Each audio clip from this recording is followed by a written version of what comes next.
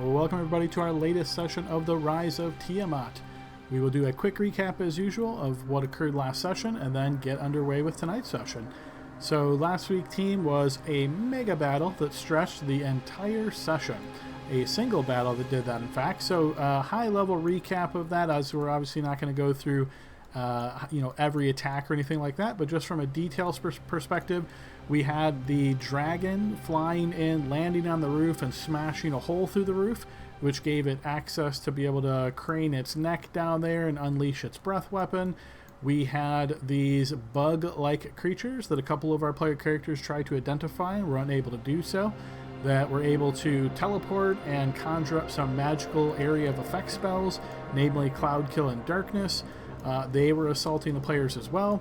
Our player characters were a bit split up, where we had both Hugo and Armony outside of the inn where this battle took place, while the rest of the team was inside. Pretty quickly, we had Spectre getting a bit cornered as these these bug-like creatures also conjured others of their own kind to appear there as well, and took the fight to the team. So some high-level details. We had the team getting a bit split up, as Kurtu was sort of finding his way to the northwest of the inn in a room by himself, as some of these bugs kept coming after him.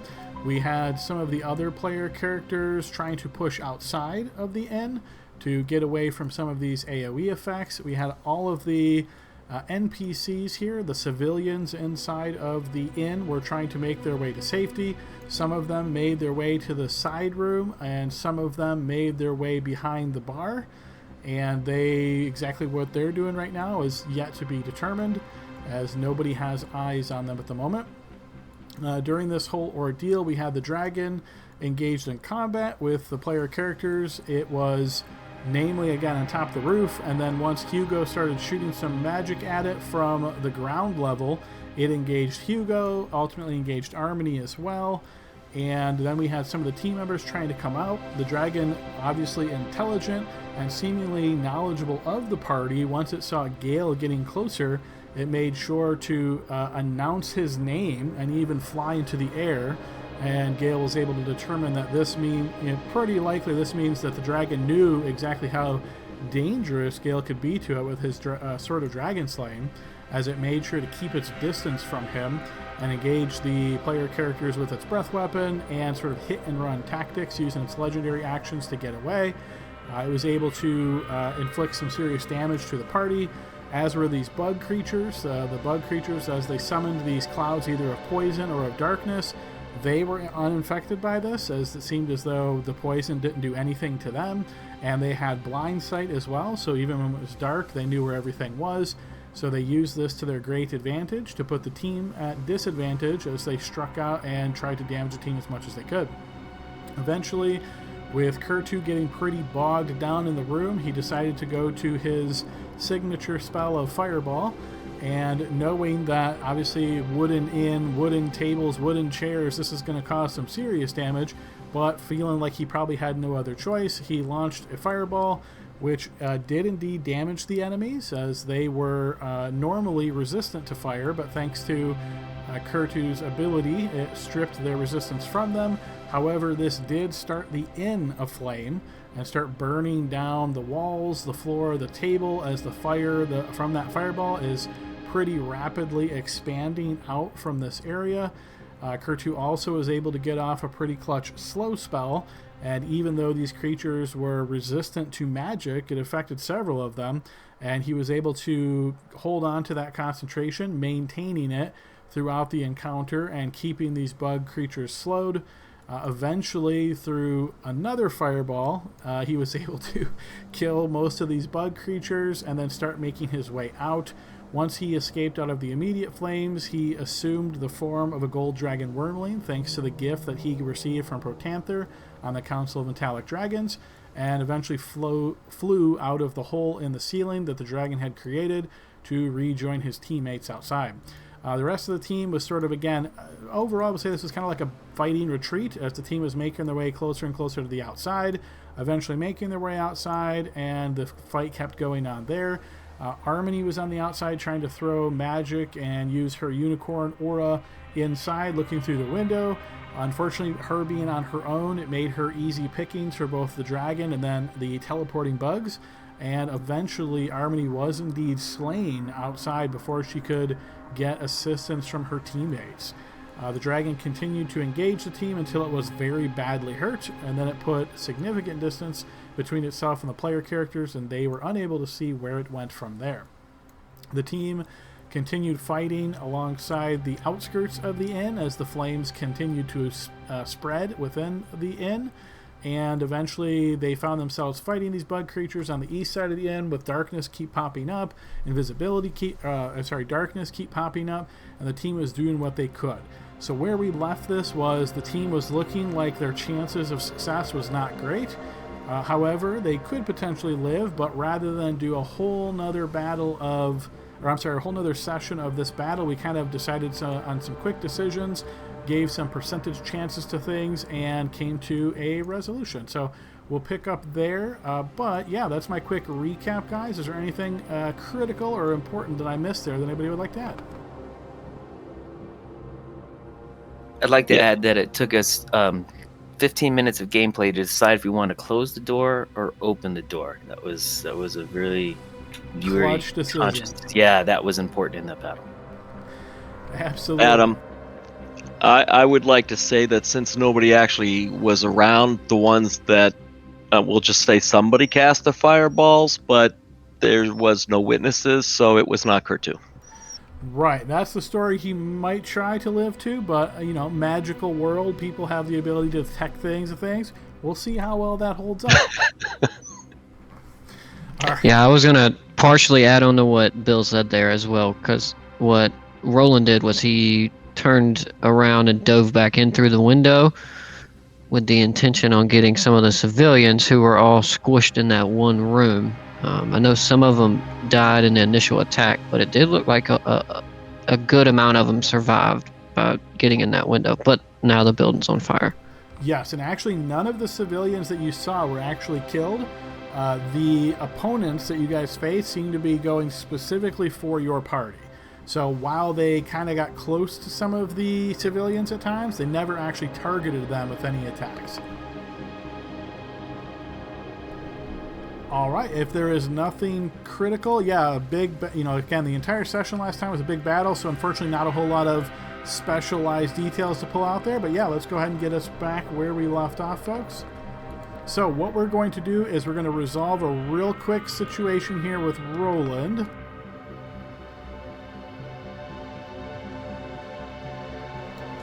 Okay, so Roland, you've jumped in through the window, shattering the glass there. Find yourself here, and your intent is to try to rescue the people. So to try to kind of speed this up a bit, feel free to go ahead and open that door. As you're making your way down to this room, you will discover that this door itself is not locked. Once you open it, you do notice a group of panicked civilians inside, however. The table that you see here represented on screen is actually not there. It has been wedged against this door along with all of the chairs. You are able to see and you can feel the heat from the fire of the building coming like sort of underneath the door and maybe even through the walls to an extent, and you can see that there is smoke that is funneling in this area and is starting to make the room hazy, the entire inn hazy in fact, and you notice some of the folks beginning to cough and choke from this, and most of them are bracing against the table and the chairs, and then they look to the north as the door opens. Perfect. Great description. I have a very good idea of what I would like to do, but first I need to ask a very important question due to the timing of what I have going on with me with haste. So when I jumped through this window, we were still in initiative, and I know the creatures took off after the party, and I know outside we resolved all of that, but where in this point of initiative, like round wise, are we? Because I'm hasted, so after that minute drops, I go into like a lethargic state. We ended on round 9, so if you recall when exactly you cast haste, then it's been, if you cast it on round 1, then you have 1 round left. If it was round 2, that sort of thing. It was round 2 because I was surprised that first round. Okay, so if it was round 2, then you've got basically 2 rounds before it ends. Okay, thank you very much. So what I would say is, shit, if there's smoke coming from this way, and we still got bad guys over here. Yeah, so in a loosey-goosey kind of fashion, if your intention is to go out the east window or the north window, or trying to basically go out into the thick of the battle, since that is all in the midst of occurring right now, that would again go to the same what everybody else got, which is a percentage chance to see how well you do there, and then we would wrap that up. If your intention is to try to go elsewhere, then let me know what it is you're doing, and we'll try to quickly assign some chances here. Okay, so what I would like to do is I would like to, if I can, I know that there's people wedged in here, but I would like to make my way into this area here. And how many, if I can just briefly glance, can I get a good rough estimate of how many people are inside? Looks like there are 7 people in here right now. As you try to enter the room, these people are very much panicked, and they're seeing you as you kind of step in. Some of them actually try to push through the doorway the way that you just came. So go ahead and give me a blind check, and we'll see how well you're able to sort of muscle your way in here. Sure. When I'm hasted, is it dex checks and dex saves? This I'm treating more of like an athletics check as far as like muscling your way through. Okie dokie. Yeah, so you're able to basically push through them without much trouble, kind of knocking them to the side. You see a couple of these folks look like dazed in a sense. Some of them, as I mentioned, are kind of coughing, not really sure what to do. What is your intention? I'm going to. Can you token-wise show me which ones moved into there? Because what I would like to do is I would like to push that table out from in front of the door and go out this way, because I know the battle's going this way, and I was inside. And to at least I didn't, obviously, like Kurtu said, I didn't see who actually shot off the fireball, but I do know where it's at. I do know the fire was like towards the further side of the inn, so I'm thinking what I would like to do is force everybody out the front door. Just okay, sure. So it sounds like you want to physically try to start moving the table and the chairs, everything that's been used as like a barricade against this door. Yeah, so if I've got 2 rounds here before haste wears off, then, round 1 would be push the table, open the door, and myself go out to inspect. That's what you hope, but unfortunately, based on where the table and the chairs sort of been stacked here, it's not going to be as easy as just moving them. So if you wish to dedicate time to trying to move that, go ahead and throw me another blind check. And then I'll also need a Constitution saving throw at this time. And then finally, I'd like you to roll me 7d20. Okay. So 3 things there: Constitution saving throw, blind check, and then 7d20. All right, we'll go in that order. Constitution saving throw. Okay. You find yourself also coughing, but you're able to fight through this. Okay. Next is blind check, right? Yep. Okay, so you are starting to work on this, but you realize that the way the table's been set and these chairs, everything kind of piled on top of it, it is going to take you some time to get this, as not to mention the people that are very much panicked here and what they're doing. So that is going to take you more than a single round. I can say that if because I'm smart enough that if I start looking at it and seeing that, then I would step back and just use my shatter and just explode all of it and then push through. That would be what I would do, because I don't have a lot of time. Okay, so I've got 2 actions. You spend 1 round then, like starting this, realizing that with the panicking people and all of that, it's going to be a challenge. So where would you like to target your shatter? And while you're deciding that, you notice one of these people, the one closest to the door, starts coughing very badly and actually drops to a knee, seemingly having a hard time remaining conscious. Fucking idiot. All right. So we got 6 people or 7 people total. And can you move the tokens to the ones that went into this room here for me, just so I know, space-wise? So we'll say 2 of them have managed to get through as you pushed your way through. Okay, I'm going to tell this one to get back, and then I'm going to step here and... shit, I didn't realize there was one underneath me, too. My only option is to hit the door with shatter, right? So I know that there's some people in the way, but I'm going to tell them to move, and then I'm going to throw shatter at the door. Okay, so blind check as you tell them to move, and we'll see how well that goes in their very panicked state. Can I say, can I throw a hero point on that? Sure. I still got one. Before you tell me how it went. Okay, so yes, you notice that they do start moving, so we'll say this one and this one, they start making their way back to the previous room.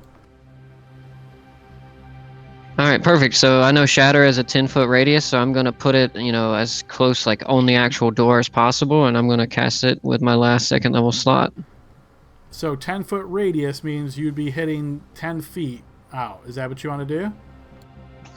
I mean, I would get out of the radius myself, but yeah, I would still blast it. I know that this lady might get hit, but at this point, I'm just trying to save as many as I can.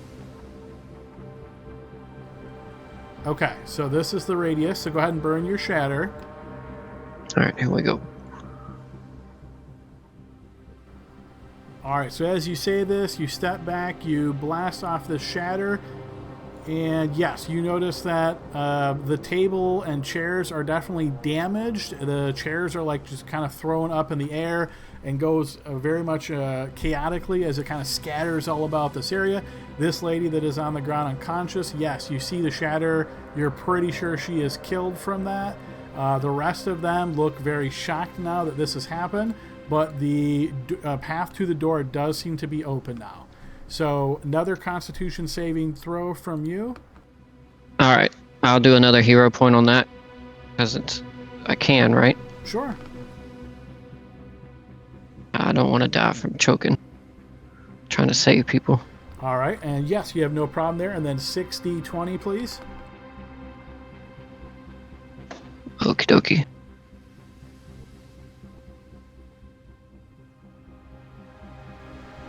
Okay, you notice the lady here is also now seemingly choking very badly as she also falls to the ground from the smoke. The door has been, the path to the door is clear at this point. There's scattered debris and wood, that sort of thing. Okay, cool. So that would have been 5, 10, 15, 20, 25, 30, 35, 40, 45, 50. Okay, so I'll open the door. Yikes. Okay. Boom, boom. And then so I'm going to yell to everybody to, fucking run. And I don't know in terms of my actions what that would be, if I have another action that I can use for a dash, or if I would have to wait till the next round. No, for this turn you can dash. Okay, then I would dash my, at this point I've cleared the way for them. They have a way out, so I'm going to trust that they're not fucking idiots. We'll see how that goes. I don't think I have another open door action, so I'll make it to the door for now. Okay, you notice the flames continue to expand there. One more con save from you and one more blind check. All right, I still got 2 hero points, so I'll throw one for the con check.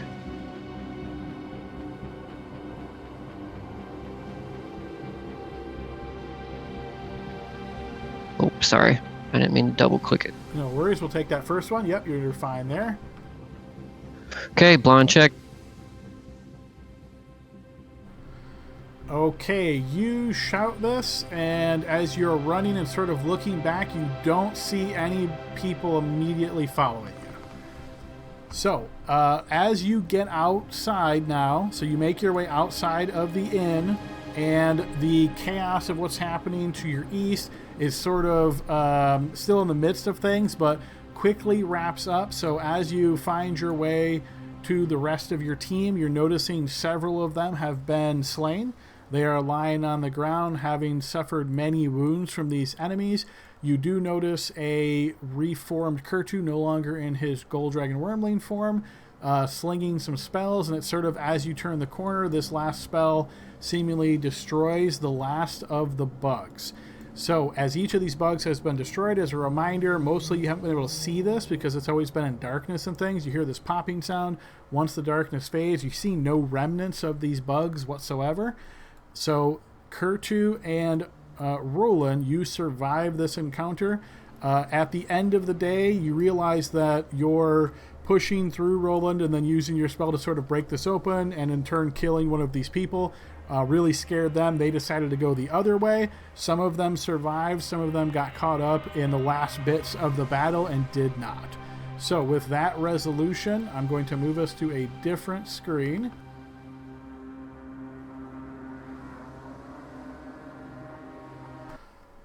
All right, so team, you find yourselves lying on the ground here in this very strange looking area.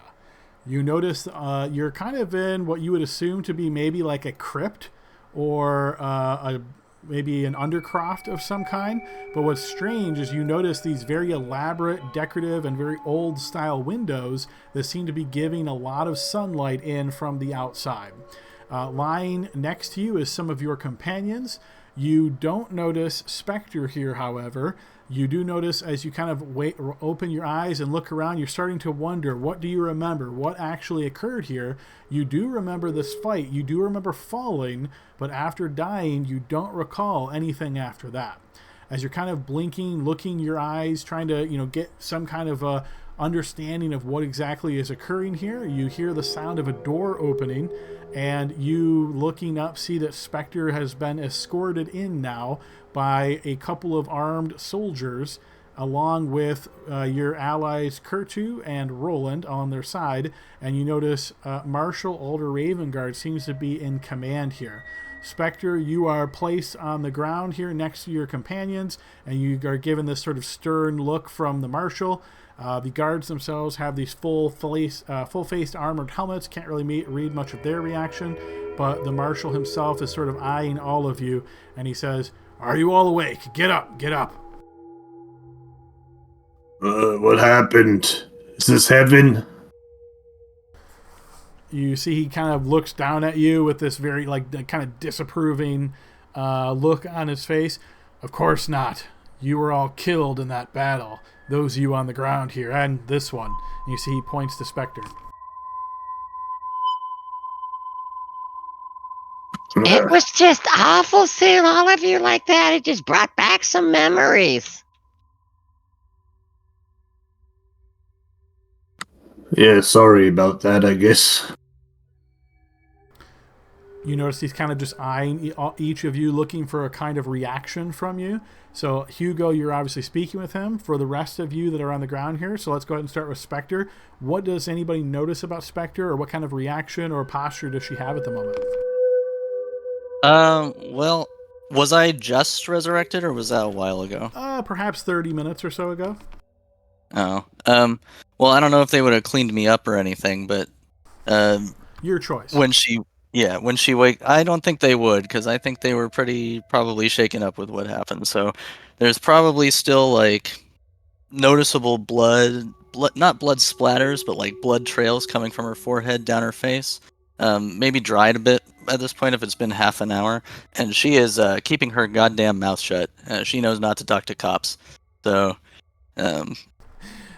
she'll give him a look of acknowledgement. She'll give him a look of acknowledgement, like she's heard him, and if she's allowed to stand, she will. But other than that, she is keeping quiet. I don't know if she's in chains or anything, or manacles or anything. But okay, if they let her stand, she'll stand. But she's sitting there, closed off,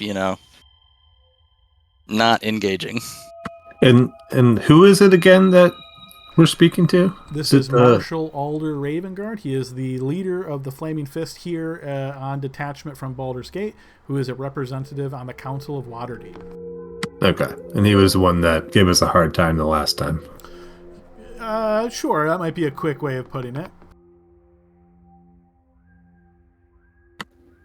Hey, you guys got a dragon problem.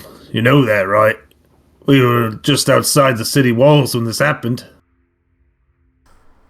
Clearly, obviously this cult has a far reach, which we've already known, but to strike so close to the heart of our seat, yes, we are very much aware of the threat. His eyes continue scanning. Gale, what is your current posture, or how are you? What's your personality like? So I will stand up, and I will say, I don't remember dying. That is true, but I do remember thinking we were set up. That was clearly a trap. He sort of eyes you for a moment as he maybe ponders this thought, but then his eye quickly looks over towards Harmony on the ground here as well. And Harmony, any specific reaction? Harmony is mystified and kind of staring around the room like with wonder, and she's like, I remember dying. How am I alive right now, man? The council has expended a great amount of resources to bring you back from death. You are still of use to the council, and perhaps we can turn this to our advantage, what little advantage there is to gain from this set of events. How long have we been gone? A couple of hours. It took us a while to find you after we were alerted by Kurtu here and Roland of the fate of you. The trickster's cauldron has burnt to the ground, but luckily your bodies were not inside. We were able to recover them and bring them here. I'll reach for my sword, Adam. Is it still there?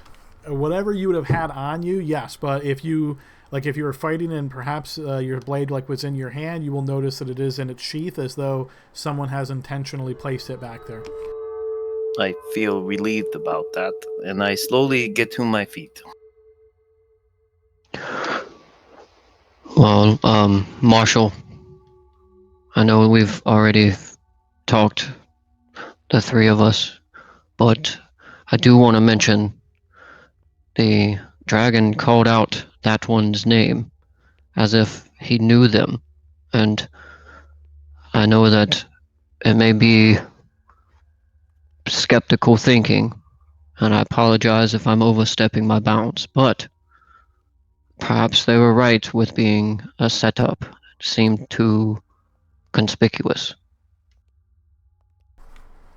There's many possibilities of what could have occurred here, he says as he looks towards you, Roland, and then turns his attention back to the rest of the group. It's hard to know for sure. So little time has passed. What information or intelligence we can gather will certainly take some time. Nonetheless, you are back alive. That is the key and our next step of our plan. I hate to say that this doesn't change much, but the next target truly is still this perhaps turncoat in the cult. These sporadic attacks, this one that you just experienced, I'm sure this is critical to you, and you feel like this is something very important, but if I'm being frank, this has happened all around the Sword Coast. The number of resources the cult has been able to bring to bear is different depending on its target. The target they had here, this inn, clearly your going there was no mistake. I agree with that as much. Whether there was information they had gained or gleaned between when you spoke to the council and when you left, or if they were simply going there because of the individual that delivered the message, I don't know quite for sure which is the case. Adam, just from Roland's standpoint, if he's been a part of the Flaming Fist, then he was in Baldur's Gate, and I know that, that Baldur's Gate campaign we played and this one were semi-connected, so I'm assuming Roland has some decent knowledge about demons and devils. Does he know anything about if their requirements to be summoned? Like, do they need an arcane summoner or a physical person, or could the dragon possibly have summoned them? Does he know that? Give me a blind check. Sure. I got 1 hero point left, so why not? Your knowledge of summoning magics and demons and devils is not all that great, so no, you're not sure if this is something that the dragon could do, or if these demons were able to come in without being summoned. Yeah, you're not quite sure. Alright, I'm gonna keep it to myself and make a note to talk to one of the party members about it later. Luckily, we were able to recover you and recover your things. You should note that they are all upon you, that which we found anyway. It doesn't seem as though the cult had any desire to rob you, as best as I could tell, but perhaps if your two other allies here, Kurtu and Roland, had fallen as well, maybe that would have been the next step in the process. Wait, so I have a question as I rub my temples on my head. Um, I don't remember seeing any cult members. Does anyone remember that? These were just dragon. There were no cultists there. How did these bugs show up? They're with the dragon somehow. I mean, they were They were on his definitely side. ready for us. Yeah, but there were no cultists. Based on the description that Roland provided here, I've asked one of our researchers to see what they know of this. I can't say I can recognize the creature just off the top of my head from a verbal description, but trust me, we will find out as much as we can. This quest is getting more depressing than ever. Is there a connection between some of these like things that just pop out of they were just popping out of existence and disappearing? Are they just connected to these dragons somehow? The cult of the dragon has many resources at its disposal.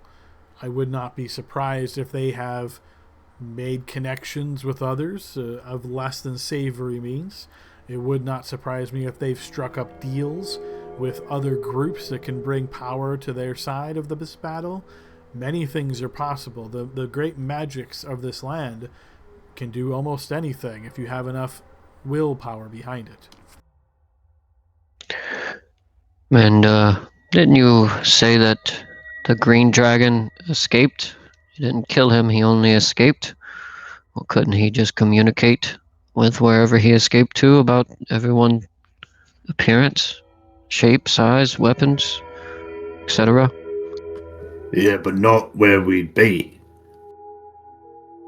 Well, remember, we went there because we got a mystery note. So, I mean, maybe it could be somebody on the council. It could be whoever sent the note. It is possible, but I would suspect that if there is somebody on the council working for the cult, that the interior forces would have discovered that by now. I will see if there's anything else I can learn, but trust me when I say the vetting and the amount of information that we have had to provide just to remain as members on this council has been incredibly extensive. This is not a simple we sit down and have no checks or balances on our participation. Now, I saw all the episodes of The Witcher. I know there's a chance that someone on the inside. Anything is possible.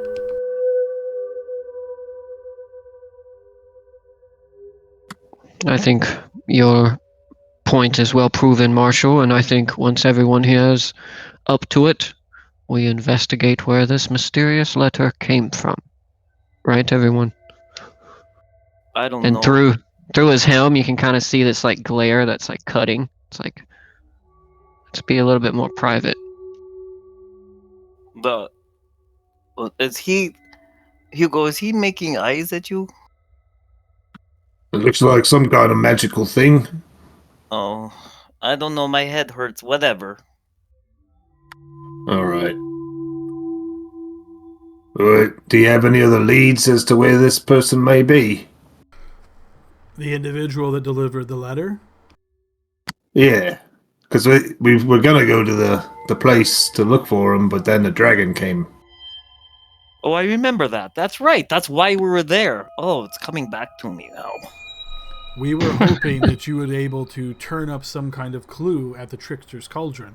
Obviously, that will no longer be the case as it is burnt to the ground, not to mention several of the patrons there have been killed.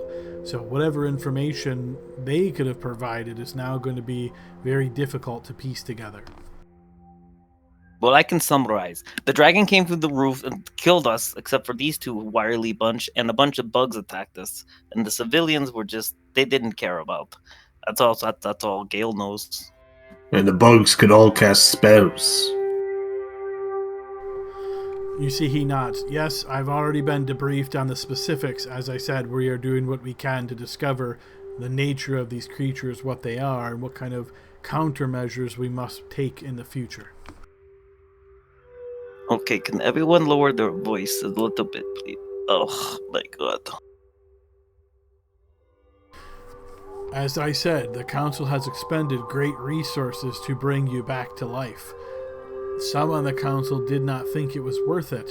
Others suggested this was a prime opportunity for you to strike a blow against the cult, as the cult likely thinks that you are all or most of you have been slain, and that this would really hamper your efforts at thwarting them. Hopefully, the trust and resources that the Council has placed in you will not be a waste of resources. And he says this very poignantly. I have so much to say, but I have to wait. Well, what do you need from us? Do we need us, like, stay hidden? It seems as though that might be an opportunity. Yes, if the cult thinks that you have been slain, or at least most of you, then the fact that that can remain a fact as long as possible would seem to be a good thing. It should aid you in your travels. I know you had some success early on while you were working with Dala, and your identities weren't widely known. So this perhaps is one bit of information in her corner for why she was doing what she did. But nonetheless, it would seem as though that is a good chance for you all to try to remain undetected for as long as you can. It's only a matter of time before the cult discovers that we have brought you back. But they may not suspect that we would do so, spending the kind of resources that we did.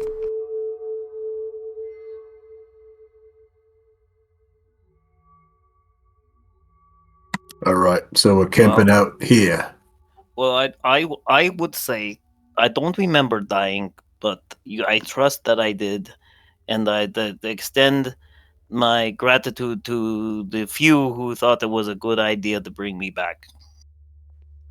Do you want details of how you died? I saw it happen. You don't want to hear it. It was horrible. No, I'm all right. I think I do. Was it courageous? Did I have my sword in my hand? You crapped your pants. No, just kidding. I what? No, he's right. You immediately shot yourself.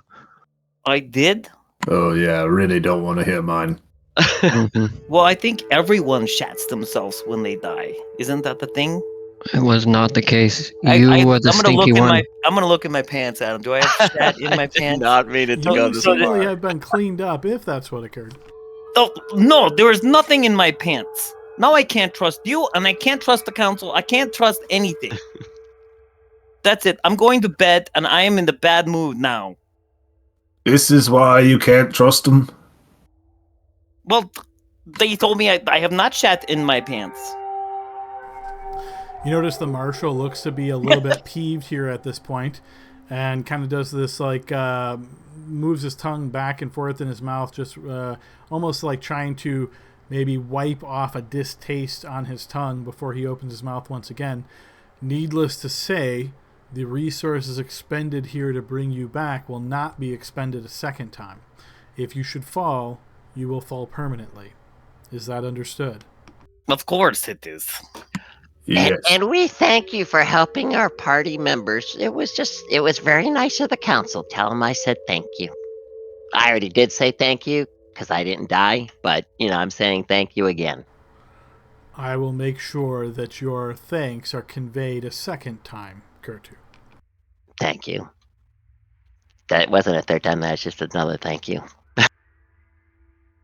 I'm sorry if you guys mentioned this, your liege ship, but who was it that brought the note to the Council? A courier.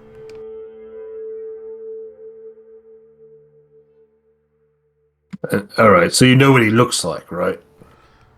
I do not know. A courier took the note from the Trickster's Cauldron and brought it to the bureaucratic offices, to the Council.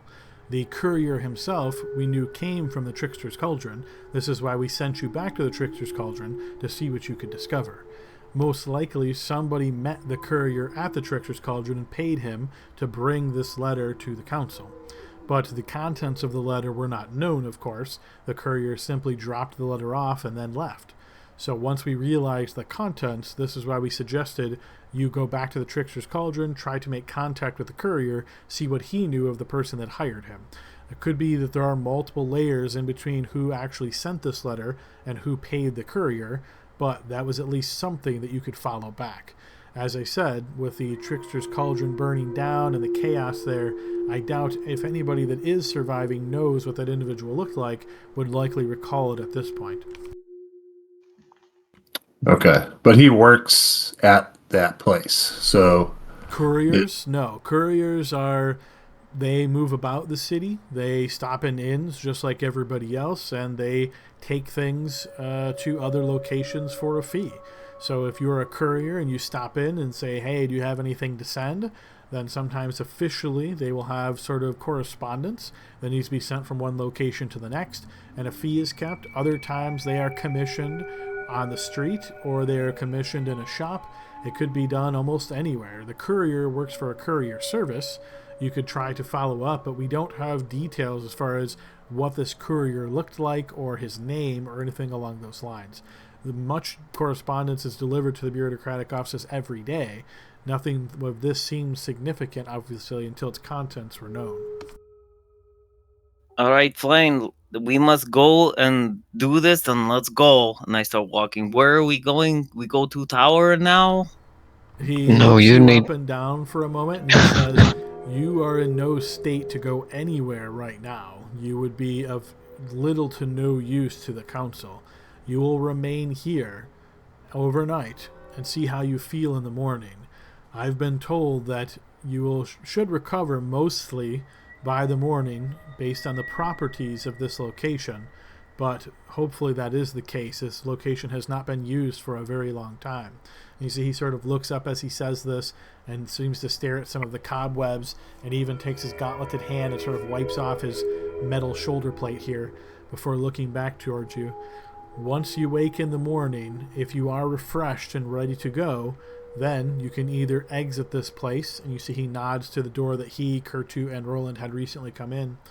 He says, or you can send for myself or another member of the Flaming Fist here if you have more questions. We know where it is that we would like you to go, Xonthal's Tower. And I believe that you all seem to agree that this was a target you were willing to pursue. I sit down somewhere, and then I say yes, and I put my head between my legs. And what is this place that we're in right now? Oh, this is the third level of Lathander's temple. This area is sealed off and nobody ever really uses it, but it has a long history here in Waterdeep, or so I'm told. Ah, yes. Gale thinks to himself, I wouldn't say that to these people. They might start robbing the crypt.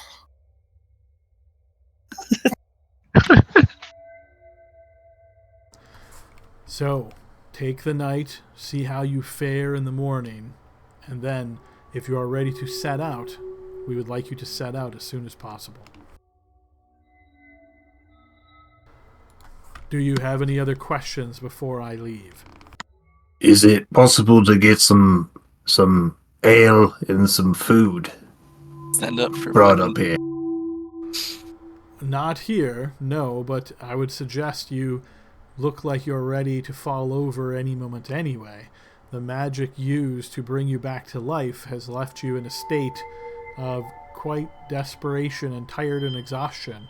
So I can't imagine, even if you feel hungry at the moment, that your eyes will stay open for much longer. All right. Good night, everybody. And Hugo find a corner. Hugo, you can have a good berry. Make you feel full. Oh, thank you. Pops it, eats it. So you notice we the still- marshal kind of scans you all for a moment, and seemingly that no one is going to ask him a question. He turns back to you, Roland, and he says, continue with this assignment. You understand the stakes. See that they're ready to move in the morning.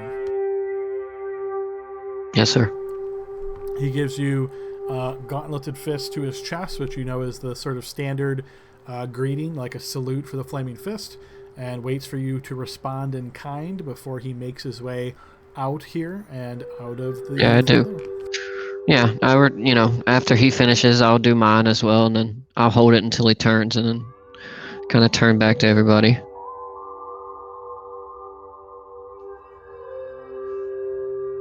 And Gales was sitting on the steps there, but then now you find him just laying in the middle of the room.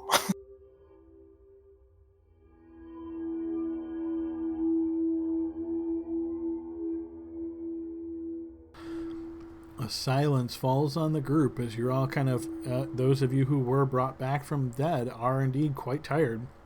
And you find yourself kind of blinking your eyes and trying to keep them open and suppressing yawns here and there. But as it seems as though no one is in a state to immediately start speaking, I would say your minds begin to wander of exactly what it is you are to do. How are you to succeed in this? What are your next steps?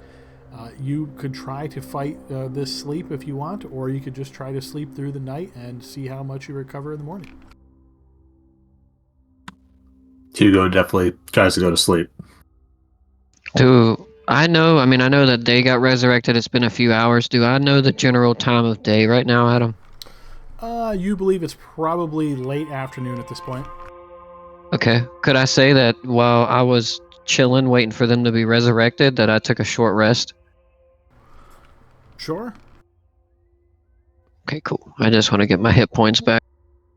The only thing that I would do is I just want to go into the city and pick some items up, but I'll send you a list so it doesn't take forever, and I will get some bread and some ale, and I'll bring it back, and if Hugo's awake, I'll give it to him. If not, I'll just place it beside him to eat when he wakes up. Okay, so it sounds like, Roland, you're leaving this area and heading out to the city to do some shopping. I am. As soon as I leave the room, though, Adam, I'm going to click my helm, and it removes it, so I'm walking without my helmet on. So if anybody were to recognize me, I look drastically different without it. You know what I mean? So. Okay.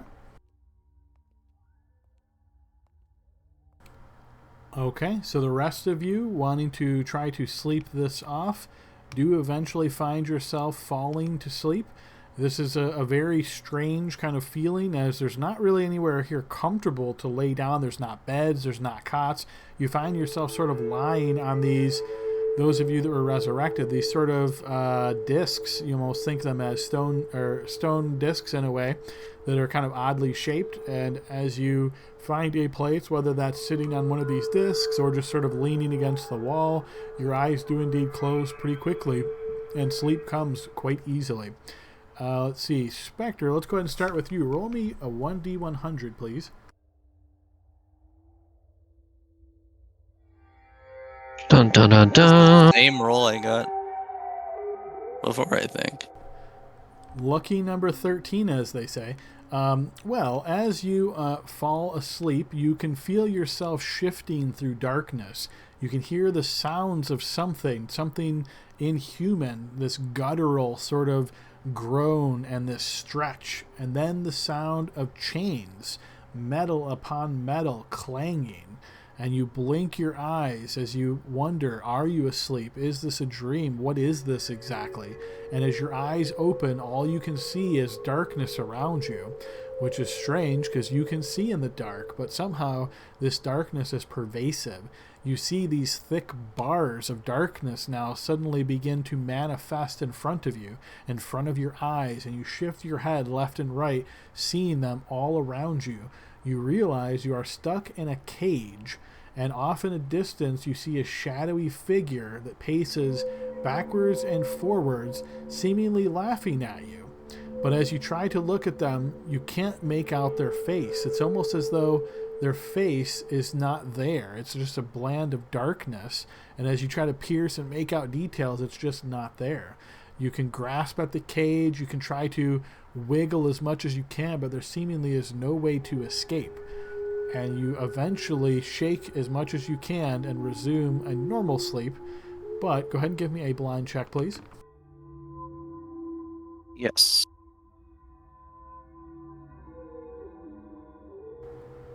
Okay.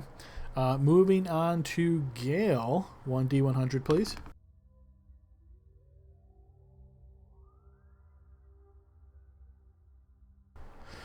Okay, Gail, as you fall asleep here and try to shake off this terrible events of this terrible day, it is very quiet to you. Everything around you is quiet. This crypt, this third floor of the temple that you are told that you're on, your eyes kind of blink and you look around trying to see what you can see.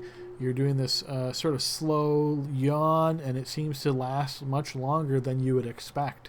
And you eye these cobwebs that seem to be hanging out. They almost seem to stretch for you, stretching out from where they are, sort of descending upon you in this sort of white gossamer gown-like material. You try to move, but it's almost as though you're incredibly lethargic. Your limbs don't want to respond to this. Eventually, darkness surrounds you, and you find yourself in darkness, and all you feel is cold. I'll need a blind check, please.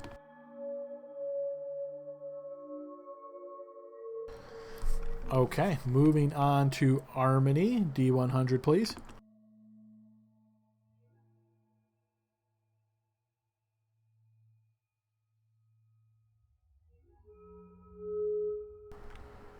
Almost. Slash roll space. There you go.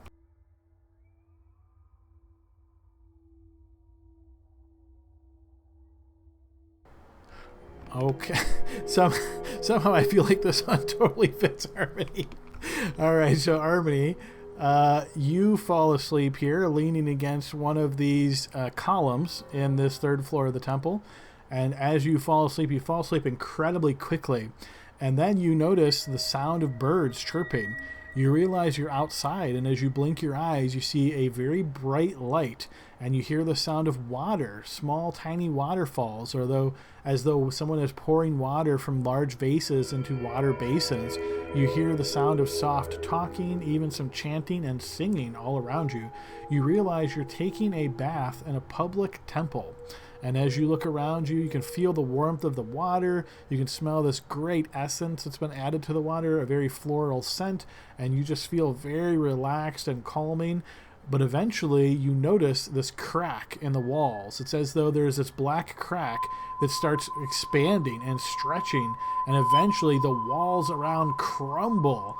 And as they do, nobody seems to be hurt by this or even surprised by all of these crumbling walls. But as the rubble of the walls lies there, you notice everyone is looking at you as you sit there in the tub. They look very confused and angry at you, seemingly implying that you have somehow ruined this temple. And give me a blind check, please.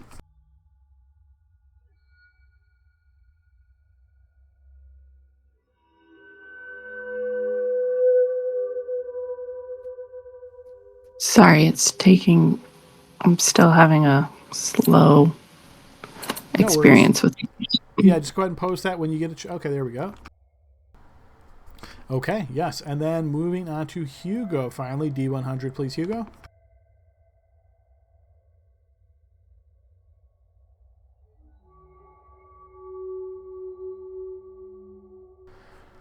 Okay, Hugo, you kind of eye your eyes around here. You're pretty familiar with history, so when the marshal indicated that this area hasn't been used a long time and he's been told that it's been sort of sealed off for a while, your mind starts to wander like, I wonder if you've ever heard about this, or have you ever read a book, anything about this, anything that draws your mind. And as these thoughts are in your head, you're wondering, but the sleep does definitely take you as you find yourself leaning against one of the side wall areas here and just doing the best you can to get comfortable. You've probably roughed it on the road many times before, and it's a little bit better. You don't have to face the elements, but your eyes open and you find yourself in your own home.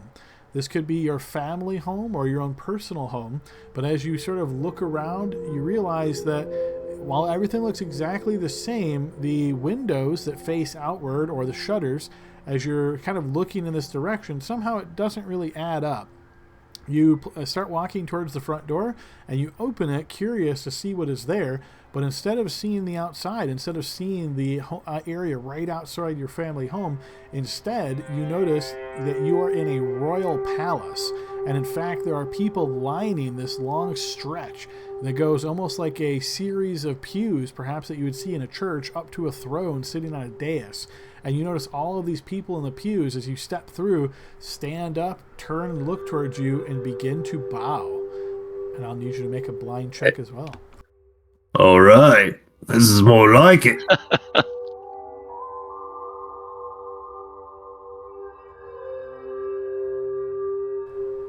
Okay. So, as the time passes by, Kurtu, I imagine you are hanging out here as your companions sleep this off. Is there anything specific you are doing? I'm just watching my friends to make sure that they don't die again. That would be horrible. Okay. You watch them carefully, and eventually, after a couple of hours, find yourself getting a bit tired as well. Again, there's no real good places to sleep here, but you kind of do what they do and eventually try to sleep this off as much as you can. And you're able to find a somewhat comfortable, it's not anything glamorous or anything, but you're able to fall asleep as well. So, Adam, I used to sleep in a mop closet. I'm good. Fair enough. Yes, you're in the stretch out kind of position there. So the shopping that you want to do, Roland, obviously anything that you purchase that's just regular stuff, feel free to spend the PHP prices and add that as you did your shopping. When you brought back ale and so forth, you would notice that Hugo is already sleeping and deciding not to wake him up. You eventually find yourself sleeping in this area as well. And eventually, team, you all wake up in the morning the next day. You will all benefit from a long rest here. So I'm going to go ahead and apply that to everybody. My helmet was on when I returned, so no one saw me with my helmet off. Just want to make that clear. Fair and I enough. slept with it on. Okay, so everybody, you find yourself fairly recovered from this. However, Hugo, you realize that there's this like lingering injury perhaps to you. Like you can't shake it completely out of your head. You realize that after the ordeal that you faced yesterday and being brought to back from death, this normally takes a period of time to shake all of this off. But for you, you're unable to shake all of this off. It seems like it's seemingly still kind of there. You're kind of like this nagging feeling in the back of your mind, and you can't really place it exactly what it is, but you can tell you're not as focused as you should be. However, everybody else, you seem to be fully recovered. I should be a king or something. He got the best dream and he got fucked over at the end. It's wrong that I'm having to serve these other people. You did wake up with ale and bread beside you, though. He eats it ravenously, doesn't share it with anybody. Yeah, how did you get that? Didn't bring enough for everybody? No one knew that's what he was going to do, and all of y'all were asleep by the time he got back. So no one knows it was Roland, but that was Roland. It must have been the Iron Fist guy. He brought me the stuff because I asked for it, and I deserve it. I'm gonna walk over, Adam, to Spectre, and I'm gonna ask for her bow. I'm just gonna look at her and just say, "Can I see your bow?" Which one? I've got two. Whichever one you use the most. Depends on what you're gonna do with it. I'm gonna make it so you don't have to carry around 40 to 60 arrows everywhere you go, like a fool. Or prepared is forewarned or something. Here, I handed the +1 short bow. Okay. I'm going to step over to like on top of like where one of the coffins maybe is, Adam, and I'm gonna pull out my smith tools, and I'm going to take off the bowstring and replace it with just some So I will like pause you there for a moment. So obviously this is a new character for you, but your character knows this. You can only infuse non-magical objects. So if this is a bow +1 that I heard, you won't be able to infuse it. Okay, I'll let her know that, and I'll let her know that it will give the same amount of bonus. So I'll take the other one, the non-magic one. I will give him the longbow, which is a mundane. So I'll go over and I'll replace the cord with like more of like a twisted metal cord, and I'll insert a few gems in the handle. And the process doesn't take me too long, but I will bring it back and I will infuse Spectre's bow with the repeating shot, and then once I've handed it to her, I'm not going to really say anything, but I'll walk over to Gail, and I pull out from my jeweler's kit. I'm going to pull out like a tape measure, and I'm going to wrap it around his forehead just while he's sitting there talking to Hugo, and I'm going to measure his head. And then I'm going to go back and pick up that helmet I just bought, and I'm going to, with a few dings with my smithing tools, and I'm going to kind of remove the visor on it, and I'm going to infuse helmet for Gale for Helm of Awareness. You know, we just measured your head, Gail, while we were talking. I don't really care. I mean, he probably is devising a noose for me, so I don't know. There's not much left in the future. We have half the council who thinks we should be dead. We're now fighting not just dragons but bugs. And could I have some of that bread, please? Right when he finishes his tangent, I'm going to walk over and give him the helmet and say, just put it on, wear it for like an hour or so and get used to it. Okay, you have a nice helmet anyway. Does it? Okay, I put it on, and I will take an hour to get used to the weight and seeing around the sides, and I complain a little bit because this lower part. What is someone on the flank? I have to turn my head more. I'm going to have to practice with this. It'll be okay, Gail. They brought us back. And you'll notice Gale has little, like, I don't know, darker hair now and bright blue eyes.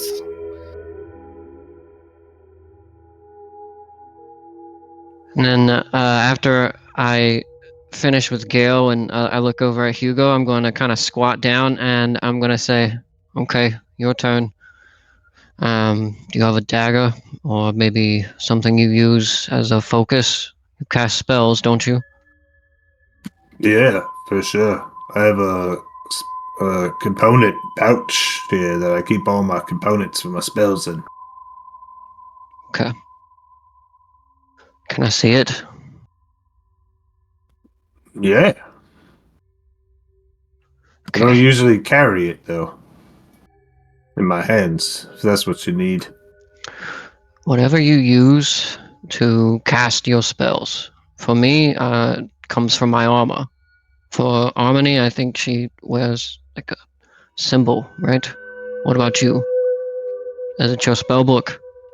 I use my hands to do symbols, I speak, and sometimes I use objects and fiddle with them.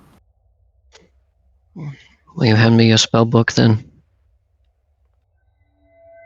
All right. Now don't read ahead. All right. I'm saving the last parts.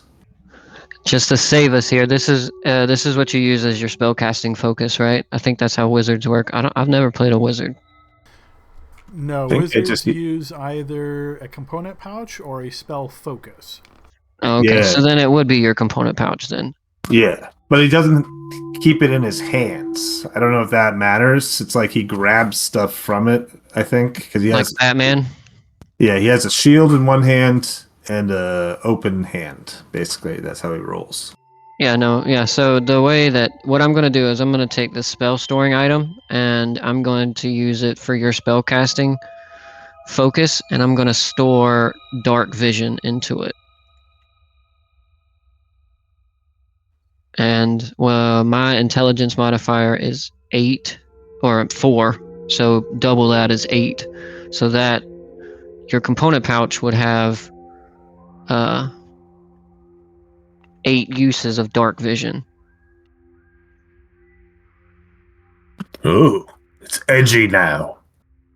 Yeah, it's got like an extra pouch with like some really dark black powder in it, and it kind of smells like what would be scraped out of a forge. You know what I mean? Like metal bits and coal and stuff. But Do I smear this under my eyes? yeah, pretty much. And for 8 hours, essentially. You can see in the dark like an elf. I'm probably not as good though. Better. I deserve better. And then I sit down and take a second because I just exerted a lot of my magical use, and I know that Gale needs like an hour to attune to that. So It'll take up one of my short rests, but I don't care. well, I have to tune to the bow as well. By the looks of it. So Adam, I'll attune to it. I'll just take a short rest off of my thingy. Sounds good. And Adam, you said Hugo doesn't recover. Do I know what that effect is? Yes, you feel like you're not quite focused. You realize you're going to be at a penalty for your attack rolls, saving throws, and ability checks.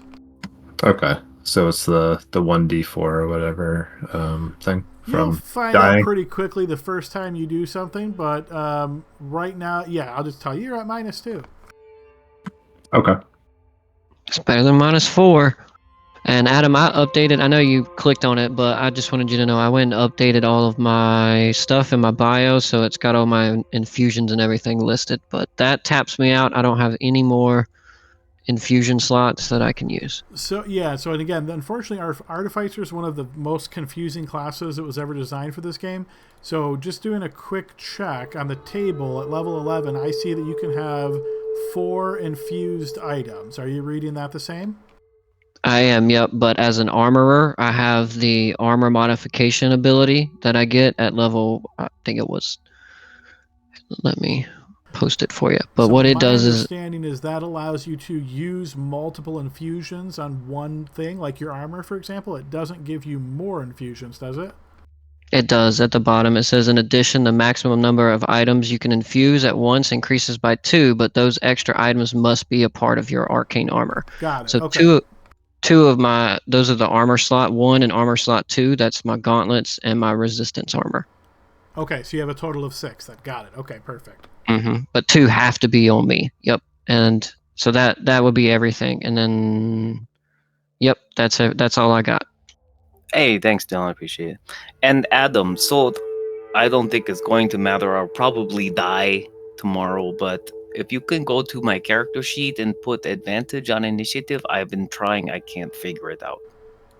Yes, I can do that for you. Thanks.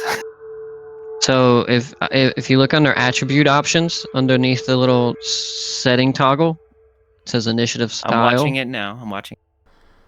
Yeah, it's just where it says initiative style. Now, I'll have to remember, because I think when I do the automatic script, I don't know if that respects that value or not. We'll have to double check. If not, I'll just have you similar to what Armony does. And I think that's why she has to roll a separate time, is because they can't respect that. So you'll just roll a second time. We'll see whatever one's better for you. Okay, right. Roger that. Oh, last thing, Adam. I'm sorry. I'm also going to switch over. Got you. I see your message now. I'm glad I said that then. I'm also going to switch over my armor model from the Guardian to the Infiltrator. So I'll update that myself, but just so you're aware. Man, so many things. Yes, like I said, artificers are super complicated, especially high-level artificers. All right, so Guy, with all of that sort of organizational stuff out of the way, is there anything else you're wanting to do? You've woke up here. There's been some basic kind of food and drink that is here. Do you guys want to discuss what your plan is, how you would like to proceed, or what it is you'd like to do? I have this sending stone and I'm stare at it. Is this something you guys want to use, or I can use to talk to that not Dala, but Darren or whatever his name was? The guy from the Emerald Enclave, right? Yes. Well, he's not our employer anymore. We now work for the council. We kind of owe it to them after what they did, regardless of our personal feelings. That is exactly the point. This is why I am upset. Half the people wanted us dead on the council. Half the people want us alive on the council. Now we're their little pawns running around, fighting the biggest bugs and the biggest worms in all the world. They have clearly manipulated us and are now taking advantage. They have cornered us to completely do what you just said, Spectre. Be their little pawns, not the little knights on the corner of the chessboard, but the pawns that only move 2 or 1. Yeah, well, if you're dissatisfied with the arrangement, you can always go sign up with Tiamat. I'm sure she'll take all comers. Tiamat? Why? Gail, if I can be honest with you, I've been to all of these council meetings. I've sat in the back and I've listened as just a guard for Raven Guard. What I can tell you is that not anyone on the council wants to kill you or anything similar. They're confused by some of your tactics, yes, My but tactics? not you specifically. My tactics is to kill things, and particularly dragons. I would think they would all like to enjoy my tactics. Maybe, Kurt, but I like your tactics. I'm not discrediting your tactics. All I'm saying is from a council's perspective, you had a single agent, Dala, having secret agents, if you will. She wasn't updating everybody about all of your actions. That's not my fault. It's not. It's not. Nor is it theirs for being a little short-sighted on what you bring to the table, but we have an advantage now, right? Roland. Colt thinks you're dead. Roland, let me go ahead and introduce you to our friend Gale. So, there are times that he's just, we'll just say, not as friendly, right? So, that may be today, but next week he may be fine. So, just roll with it. Is that why you're blue, Gale? Okay, well, since you probably haven't noticed, I am an Eladrin, okay? We don't hide our feelings or emotions. They just come out, and however, it's going around in the gut. And right now, I don't like working for a manipulative council. They're scared, Gail. Everyone is. You've got the elves coming out of their forests. You've got dwarves coming down from their mountains. You've got humans that haven't interacted with each other in decades that are now sitting at the same table. They're worried. They're scared. Well, they're not mad at you He specifically. just needs to go kill something and he'll be fine. Maybe. I don't think I'll ever get out of this dire feelings. Fine, whatever you decide, I will go bravely into that plan, knowing that tomorrow may not come. Well, we need to find the tower, right? That's what the next thing is. Will you explain to us where this is? The council knows. Specifically, no. Didn't you say Raven Guard knows and like to come and talk to him when we're ready, kind of thing? He said if you're ready or if you want to speak with him or somebody else for more information to let him know, yep, you could do that. If you wanted to set off, you could. From my recollection, when you guys spoke, they gave you a vague idea, but again, the exact location is not like easily obtained information. Yeah, well, they wanted us to go visit. They also wanted us to go visit the courier, and that's not an option anymore because we.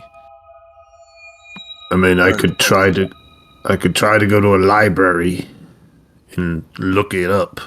How boring is that? But I've done it before. I know how to do it. We can also ask the magic stone. But then again, I guess we're subverting the council. Ugh, he puts his head in his hand. I recommend we try to find disguises or something, because if we're walking around, maybe we should look like the wonderful heroes that we are. Can I be traveling circus? Well- That's too memorable. We gotta look like nobodies. I mean, everybody probably can identify me because of my wonderful cape. I'm sure that's why. Let's see it without it. Oh, I still keep the cape, but maybe I put something over it or something. Maybe I have two You capes. gotta take it off, Kurt. It's the only way. No, I can't. It's magical. There's a lot of cash. in Okay, this. I get it. Spent a lot of money on this. Wait a minute. It is magnificent, though, and very There are- memorable. Wasn't there a gold dragon who showed up as well during that fight before I blacked out? Was there another dragon there? No, there wasn't. You were just hallucinating. Oh, I will also point out that if this letter, well, let's say it's from somebody, Iskander, who we can say trust, is actually flipping sides, and he has information on the blue dragon mask, we have to move. So we've got to figure out where this tower is, and I think we need to go get that mask. But With the added stipulation that we can't trust him because we were attacked immediately when we went on his trail. But either way, yeah, we either need to find and rescue him, or deal with him. If he's got the mask, we gotta take it. I know perhaps you all don't want to listen to my recommendations, but perhaps we just ask members of the council if they've heard of Zonthal's tower, or Zonthal. I feel like if we can figure out who that is, then we should be able to figure out where his tower is, right? I have no objections. We're working for them directly Yeah. now. They might as well tell us what they can. I will tell you that I do not feel like I'm working for them. I feel like I've been trapped by them. But I will go to the council and keep my mouth shut. Yeah, that didn't work for me too well. I mean, Roland, if you want to just go ask them, because you know them pretty well, right? You working for them right now, right, with us? And how would that look, Hugo? The secret agent sending their own agent back to speak to the council? I mean, we're all on the same side. It will look good, because they're trying to give us the information. I suppose it's probably better than thinking if there is a mole on the inside of the council for them to know that you're back. But the council will have already said something, Yeah. so They already know that. They decided to. Yeah, resurrect they us. voted on bringing you guys back, so. you should just come with us and we can go from there. Alright. I'm still gonna wear glasses, though. Hugo takes out a pair of fake glasses. All right, we're off. All right, so it sounds like you guys get your stuff together and start exiting from the third level here. As you make your way through, find this door. There's this circular stairs that you have to descend, and you descend down. You notice that there is one more door sort of on the side, which you assume is to the second level, but Roland can tell you don't need to go that way, so you make your way down to the first level and find yourself in sort of a little alcove area where you could enter the main part of the temple here or simply exit. So you exit out and find yourself back in Waterdeep proper. I thought for sure we were going to be attacked by skeletons or And come face to face with half a dozen cultists. Oh shit! Bill just wants to sometimes just grab Gale and go, snap out of it! Have a beer! Did anyone else have like a really cool dream last night? I don't want to talk about it. I sort of want to go to sleep right away so I can like dream it again.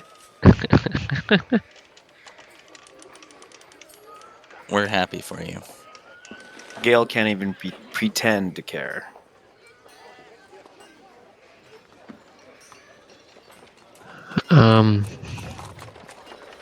Is anybody from Waterdeep?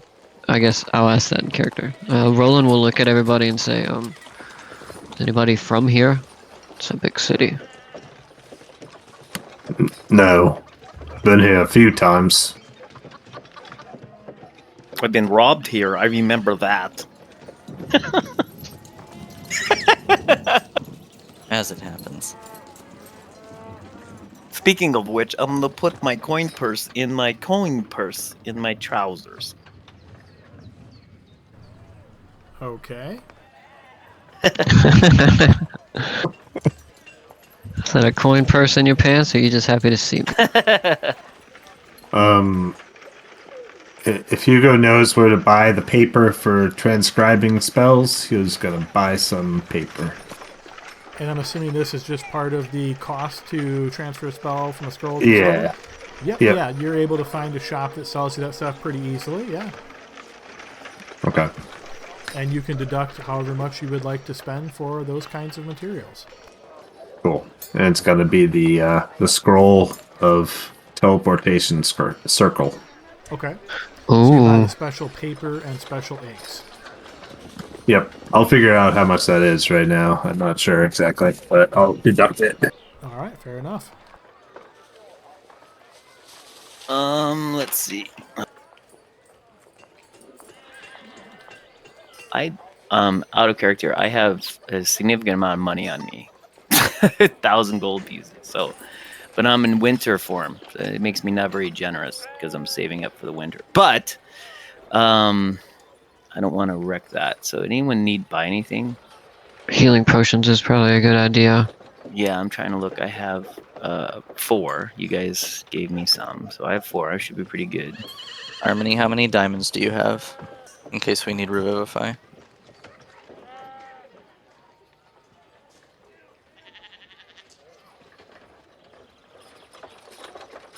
Also, just so everybody's aware, the last written value of the writ that we have that you guys all reclaimed was 7,641.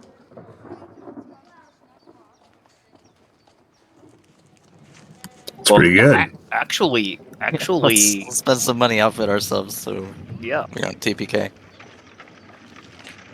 And it's always important to take this money and save it for later, so we can put this money in the bank, and you guys can use it however you want.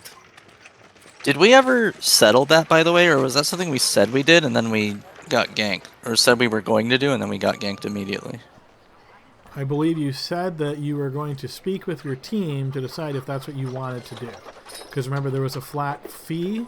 Does anybody remember differently? Yeah, that's Yeah, right. We're gonna come there's a- back the next day and just do it. Yeah, and then we died, so we still have to resolve that. Yeah, we'll pay the fee, whatever. Let's just Yeah, Yeah, it was yeah. like 10%, I Yeah, think. of course. It's better to just have the cash in hand. All right, if memory serves, it was a 10% Yeah, it's charge. 10%. Yes. Yeah. Okay, so if you guys want to assume you've done that and had the duplicate writ produced for you, whoever is keeping track of the total writ cost can just reduce that by 10%. We can assume you've taken care of that. and that would be Dylan. So, Thank you, minus- Yeah, I know there was Yeah, talk, I'm on it. Sorry, I was grabbing a snack. I'm on it. I know there was talk in the chat earlier in regards to like armor or something like that. I mean, I think somebody mentioned plate mail or something, but if that's what the party needs, just go ahead and get it, whatever. Yeah, because No, we don't know it's if we'll okay. ever come back. We need to spend our money now before we die again. yeah, but then we would have to stay a whole day because I would have to re-infuse that armor with new It's okay. I've switched up my. Adam, we Whoa. could speed that up, right? I mean, I'm just kind of assuming. If you're wanting to do, we would pass the time, but the time would definitely still pass. Yeah. But we wouldn't. Yeah, but we wouldn't have to role play, get in a hotel room. Yeah. No, we would Yeah, simply okay. say you stay here for a day, but a day of additional staying here might have an impact. It might not. It's always hard to say. No, I switched my armor over, so we're good. We're good. I appreciate it though, Bill, but I came up with a game plan Okay. to circumnavigate it. Yeah, I couldn't remember who said it in chat. So, I mean, I'm just one of those believers. If somebody needs something that's going to help the entire party like that, just do it. Well, at least can we just see the magic shop we go to and see if he's got any new stuff? If you guys Yep. wish to stop at a magic shop, certainly. What kind of magic shop would you like to look for here in Waterdeep? Like places with items, I guess, or Boots? Could you Not- perhaps be slightly more specific for me?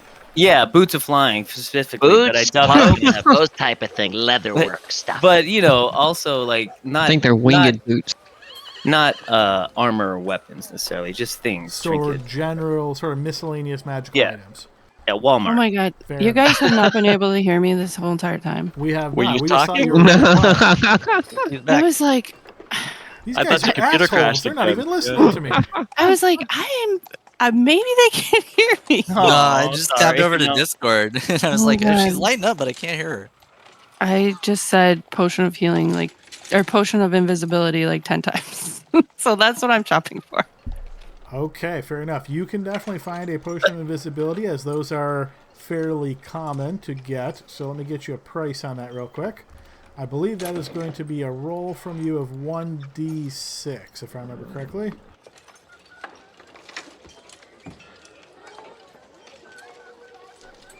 Yes, 1d6. So you can find one of those for sale for 250 gold, Harmony. Since we're at the potion shop, how about a potion of flying? I doubt you're gonna give me flying boots, Adam. So let's just go for the potion. I think. Well, it's randomly generated, but yes, let's see what the potion has. Who said they have lots of money? I don't. I have do. Lots of money. I can. How much do you need?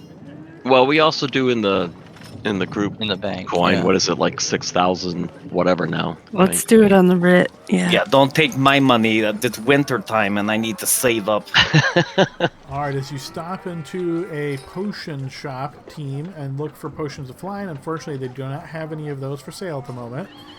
They do have potions of climbing, fire breath, frost giant, strength, greater healing, regular healing.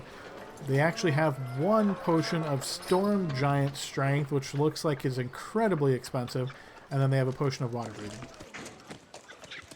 Okay. Ooh, water breathing. Wish we had that Ooh. last week. I'll take some more healing, greater and regular. Alright, so you question about the price of a potion of greater healing. Go ahead and roll me another d6.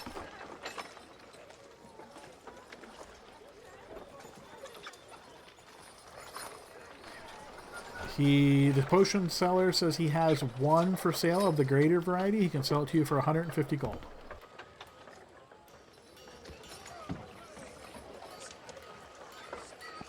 Yeah, of So course you I'm up take it, to right? 400. How much? I'm sorry. 400, so yeah, 250, Yeah. 150, 400. So take 400 off of the rip. Got it. Yeah, I'm following. I got it. Cool. Okay, now what about this frost giant one? Do you guys want to? Do you need one like this? Roll. What's your name again? Roland. Nope. I should be okay. But I appreciate your offer, Gil. How does your helmet feel, by the way? It's feeling much better. It's probably adjust. tight. It is. It's like squeezing his cheeks in a little bit, so his mouth's a little. Yeah, it's a makes my accent even better. Yeah, it's a tight Yeah, fit, but but make sure it connects to your ears, you know? So So but what his eyes look really wide, right? Like, because it's the helm of awareness, so his eyes are just huge, like baby deer eyes. Oh my goodness. You guys always trying to make fun of Gil. So the frost giant, is that like a plus? Does that make it a 23 or something like that?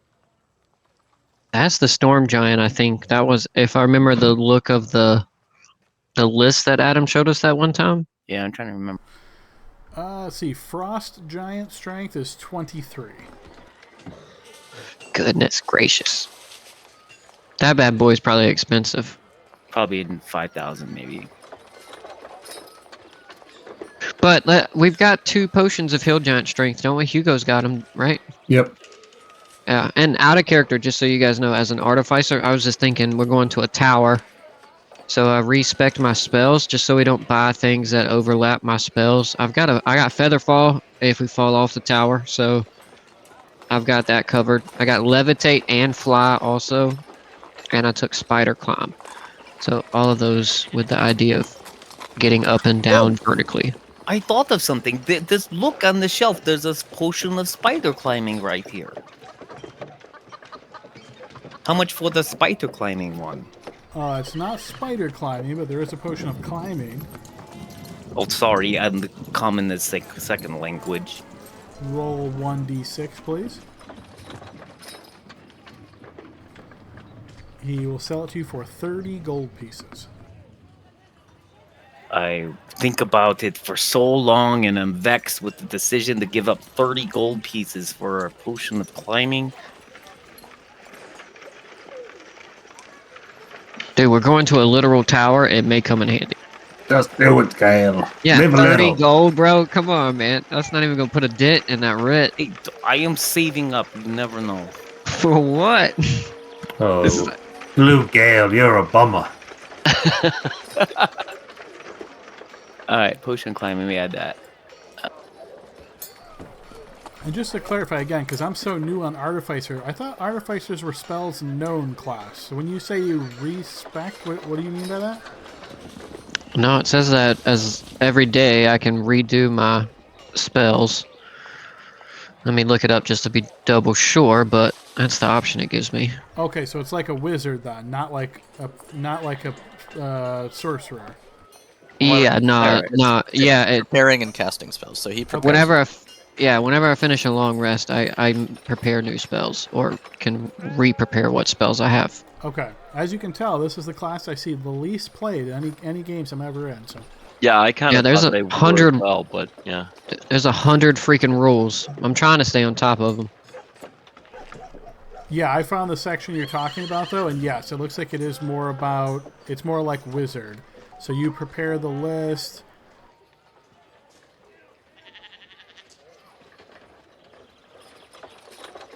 It uses the word prepare, but it doesn't say how many you can have. Well, that's in the table. Usually it says on a table. Yeah.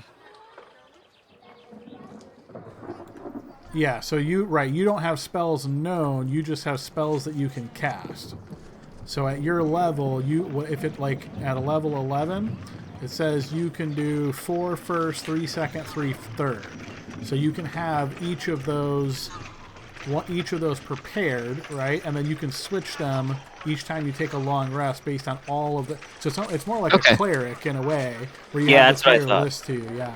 Okay, cool. So that's exactly Okay, so that's what I did. All right, Okay. that's cool. Yep, Yeah, like I and say, I've if got. I ask questions, don't feel like I'm criticizing the It's just I just don't know this class at all, and it's important It's okay. to me that we always follow the rules well. So I might agree. ask these questions multiple times. And just so I can clarify, these spells that I have as armor class spells, those don't count towards those 3, 3, and Right. 2, right? That's Okay, exactly perfect. right. Yeah. So, and then I've got invisibility and silent image from my feet. So I believe I'll double check my count, but I think I'm correct, Adam. All right, that works for me. So anything else from this store? And to clarify, did you buy the potion of climbing? Yes, I did. I deducted the gold. All right. Yes. Good deal. Yes, Dad. I did my homework. Adam, can we say that, like, when we're talking to these magic item owners and potion owners, that we ask them if they are familiar with the story of Zonthal and Zonthal's Tower? Is that something that we can do? Sure. Yeah, you can. Who would like to have that conversation with one of these shopkeepers? Roland reminds you all that he's a soldier. He's really good at following orders, but that's about it. I can do it. Yeah, somebody mentioned right before Kurtu. I couldn't hear whoever that was. So between Kurtu and whoever just spoke up, you guys decide. Libby, I think. Was that Libby? Okay, so Harmony or Kurtu. Yeah, one of the two of you guys. Go ahead and throw me a blind check. Go ahead, Libby. It's a blind check, so that means I'm probably not the best at it. Just saying. Same here. But Harmony would defer to the fearless leader. I'm not the Clear. leader. Go for it. Harmony is not convinced of that. Can I use this, Adam, for her check? It says ability check or save and throw. Yeah, I'm okay with that. Okay, I'll burn a use because it seems like this is an important check. So, well, Harmony is like talking, he like reaches down to his waist and he like clicks in one of these little. He's got like a gadget belt himself, and he clicks in one of the buttons, and when he does, these little tiny butterflies wrap around Harmony's head, and it gives her this extra little charming effect, so she gets a +4 to whatever she rolls. All right, so Harmony, as you're speaking to this shopkeeper about, and specifically what you're inquiring about is Zonthal and what knowledge the shopkeeper might have of Zonthal.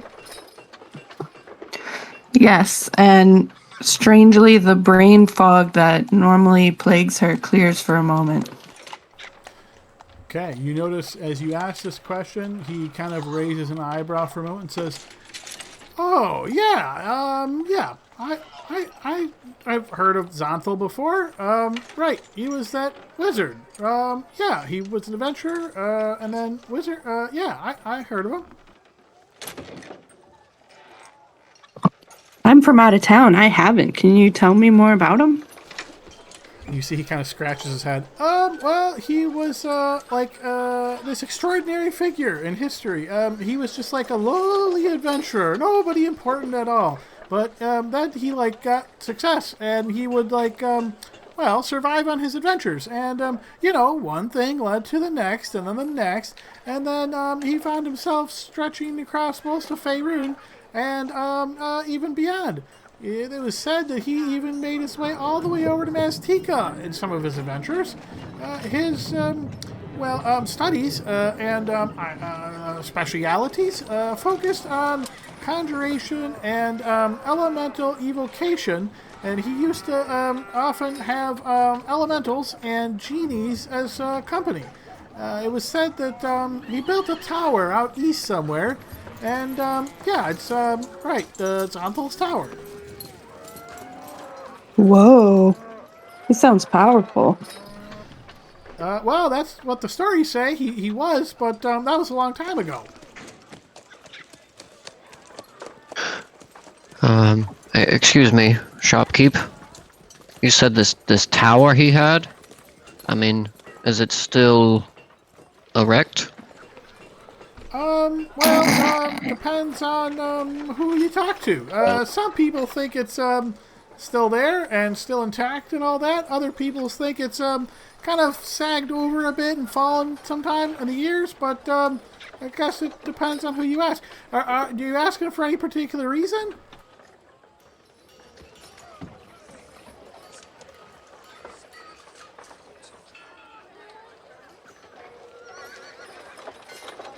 Is you talking? You're not talking to me, right?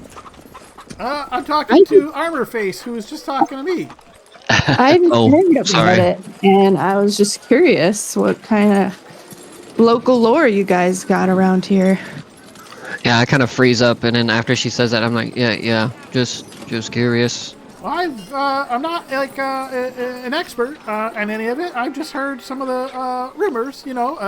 People want to come in and buy stuff, and every now and again, someone's like, "Hey, do you have anything that that one guy had at one time?" And sometimes it's Kelvin, and sometimes it's Elminster, and sometimes it's Zonthal.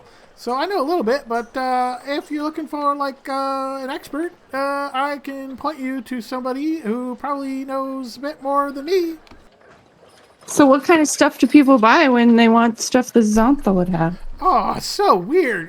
They're like, do you have any of those bracers? And I'm always like, well, can you be more specific? Because this is a potion shop. And then they're like, oh, right. And then sometimes they're like, and they ask different questions like that.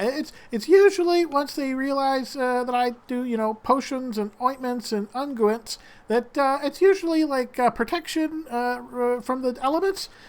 Because they're thinking that maybe they're going to pursue some kind of training or testing like he did. Totally get it. I used to work in customer service. And I know how customers can be. Oh, don't even get me started.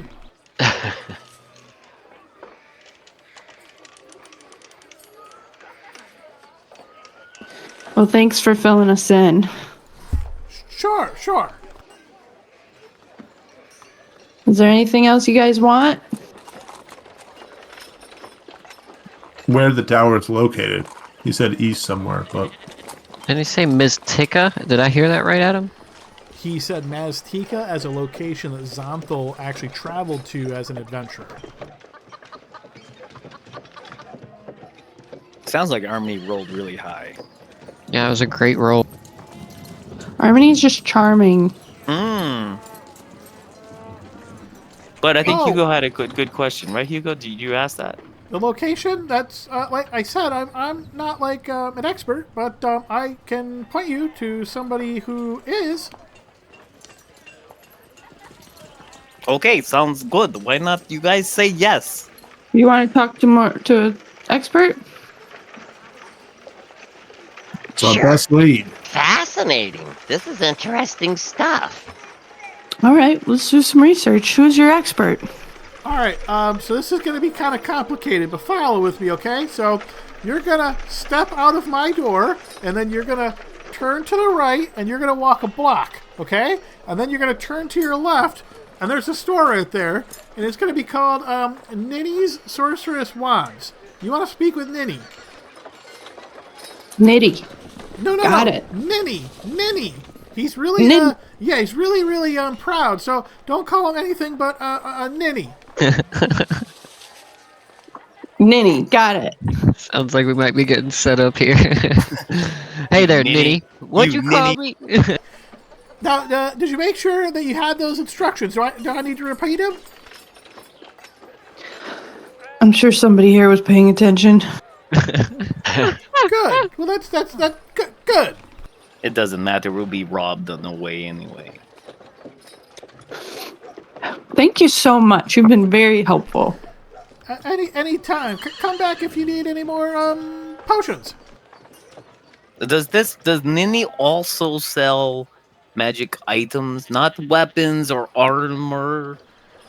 Well, makes one. as you may have been able to deduce from the name of the store, Ninny's Sorceress Wands sells wands. And armor. No, just kidding. Fucking great swords. Oh, okay, fine. Let's go see Ninny. Okay, so you guys exit here and follow the. Getting there? Oh. You Well, cut out a bit, but I assume that was You full. just said good. follow the directions, yeah. Oh, my bad. Hopefully as it's we're- coming in clear. So yeah, as, we can hear you now. It was just a second there. as we leave, I will say, I think it would be really cool if we found out where Tower is without talking to Council. Then they would think that we just left. And then we kind of put a jab in their eye, too, because they are manipulative peoples. Yeah, I'm sure Roland, who has frequent communications with the council, will definitely let that happen. Oh, that's right. He's a spy. Damn it. I hold up a sending stone. I'm supposed to report That's every right. day. I forgot. Sorry, I was killed. Things happen to brain when you get killed. I'm just saying, if we find out where it is, and Well, you reminded me of Roland too. I'm just saying, if we find out where it is, we can just tell them that we're leaving. Whatever you need to do is fine with me. Well, I think, Harmony, you learned a lot. That was good. Genies and elementals and famous wizard who's super strong. That sounds great. Lots of fun. Yeah, now I know what type of spells to prepare when I wake up in the morning. Yeah, Wait. good too. Can you do that thing where you banish them to another plane of existence? Not until you guys know. I tried on that dragon, but it didn't work. Oh, it might work against elementals and whatnot. It's- Another point.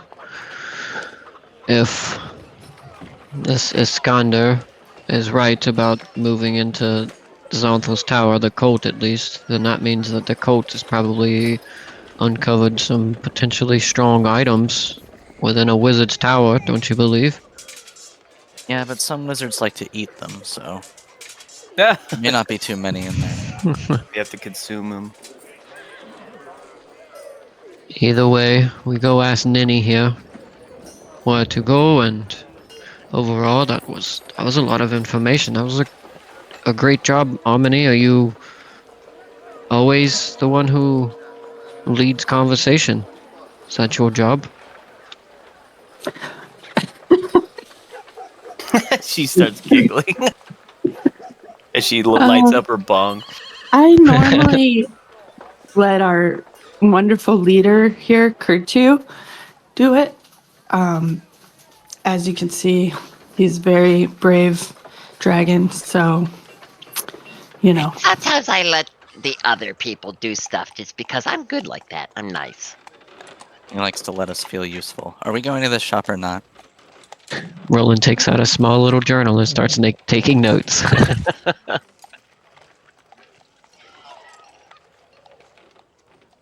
Okay. You're kind of obvious for a spy, Roland. He told us from the first time we met him that he's a spy and that he's going to be reporting back to them on everything we do. It's not a spy. It's an envoy, right? Sure, call it what you call it. Yeah, that's another reason. This manipulative council has given us a spy to now report on them. And we're all saying we're working for the council. Give me a break. Give me that helmet back. Being an ass. It won't come off. I'm attuned to it. It's stuck. Yeah, I made it really tight. Yeah, it's like cutting into your skin. It's fine. It looks great. We They go got into these really scene. big baby doe eyes. All right, fine. Enough about me. We're going to Ninny, or are we going to talk about the size of Have my we head? arrived at Ninny's yet? I was waiting for somebody to say we start going there. So yeah, if you guys are having this Yeah. conversation, I assume you're standing in front of Ninny's as you're finishing up this conversation. You notice that there is a small shop. You notice that there is also a bunch of greenery that hangs outside of it. And you notice a very prominent sign that says Ninny's Sorceress Wands. And then underneath that, a bit askew, you notice another sign that says Silver Coins Accepted Only.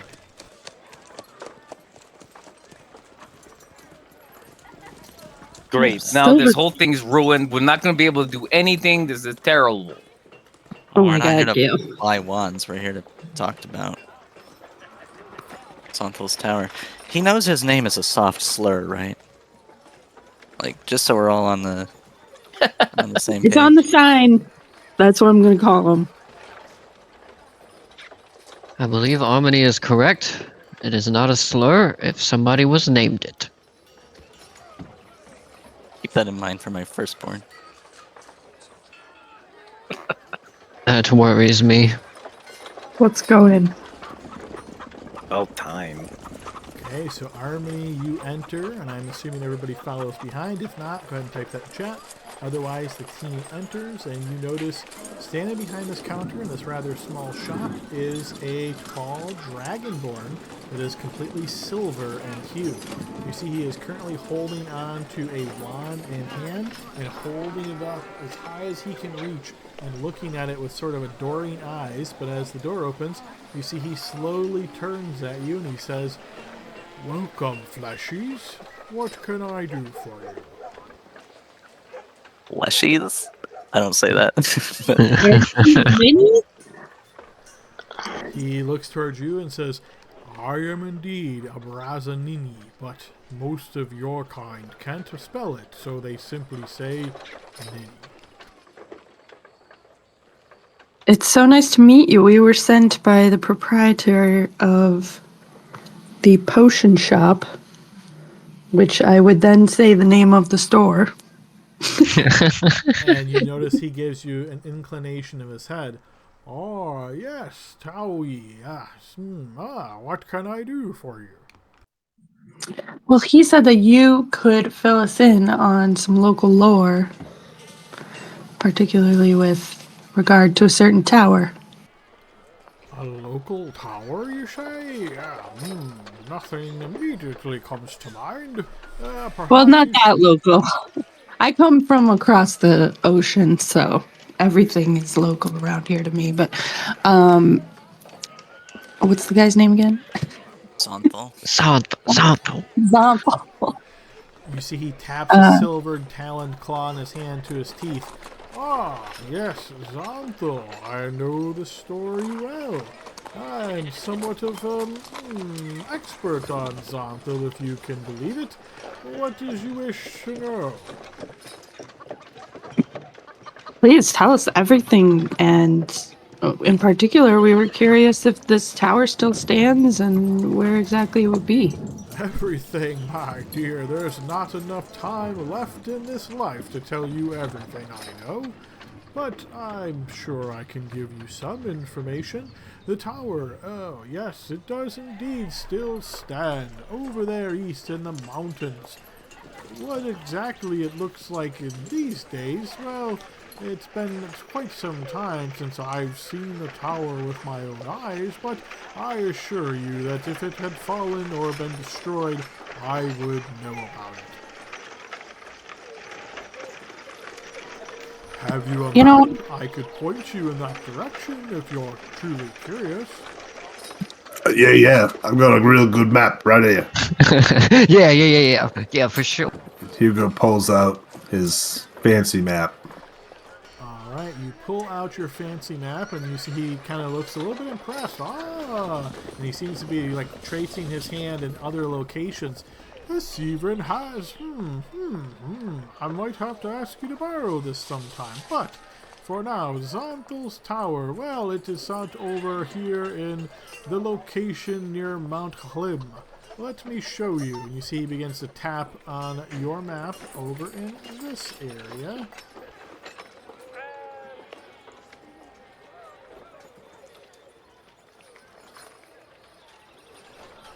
The tower itself is at the foot of Mount Hill.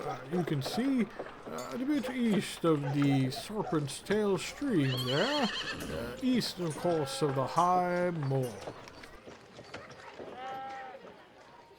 make a note of it on there, Hugo. Oh, yeah. Hugo makes a little mark. Xanthal's Tower is, of course, legendary among the wizards and tale spinners of Faerun for its unusual magical defenses, including a magical hedge maze that surrounds it. What makes it magical? It has magic in it. Sorry, some of my All right. companions are a little slow on the uptake. He's been there's- sleeping a lot lately. There's a lot of different kinds of magic. There's, a mist that you can't see anything, or ghosts of your past that rip your face off.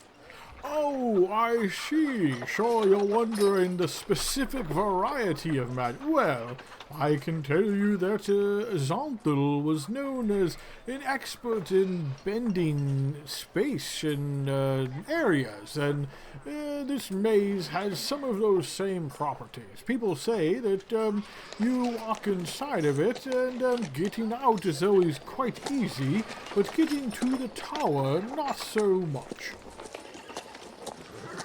What do they say about how to get out if things go bad? You simply turn around and the way out is always right there. Convenient. Indeed. Are there... Is this tower isolated in these mountain ranges, or are there settlements nearby? Like, how would one get there if you were...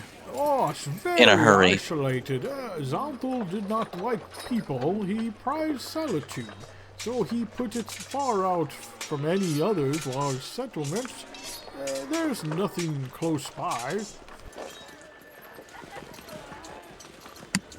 What about snake people? Ah, you must of course be speaking of Najara. Yes, there are snake people in that area, but not so close to the tower. At least not recently.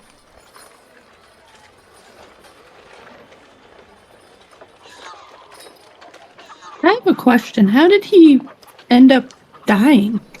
Oh, that is something of local lore. Some say he's still alive in the tower, believe it or not. Others think he must have become a lich, and some think he's just dead. But what is certain is that the tower remains, as does the hedge maze.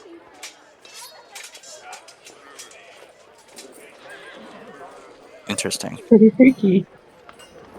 Can you fly over the hedge maze? Because why do we need to walk through it if we're just going to die anyway? Because it's magic, of course. We wouldn't think a legendary wizard like Zondo would allow some simpleton to fly over his hedge maze now, would you? I wouldn't expect that. No. I actually did think that maybe that. No, never mind. In Good thought, Gale. Keep trying. Yes, in fact, if you were to try to do so, according to some of the legends, you would only see that the hedge maze grows with you forever and ever and ever. But as soon as you fly back down, it's like it resumes its normal size. In other words, the Dungeon Master prepared a lot of different maze features, and he really wants us to do it. Or the So no module cheating. did. Yeah, That's true too. Thank you, Ninny, for your directions. And we heard he's into genies and elementals. What could you tell us about The that? focus of his study, yes. Right, indeed, I would not be surprised to hear that there are some remnants of that kind of magic in the tower still. Do you think his tower is still trapped, like you said? You said it had fortifications for defense. Do you think even after maybe his death, they stayed? I would highly suspect that at least some of them are still intact. You don't get to be as powerful a wizard as Zantel and all your magics fade with just a century or two. I guess that makes sense. That's what I keep telling them. Your friend Townie, if that's his name, sorry, said that there's a lot of people asking about this over the last few years. Do you know if anyone else ventured over there too?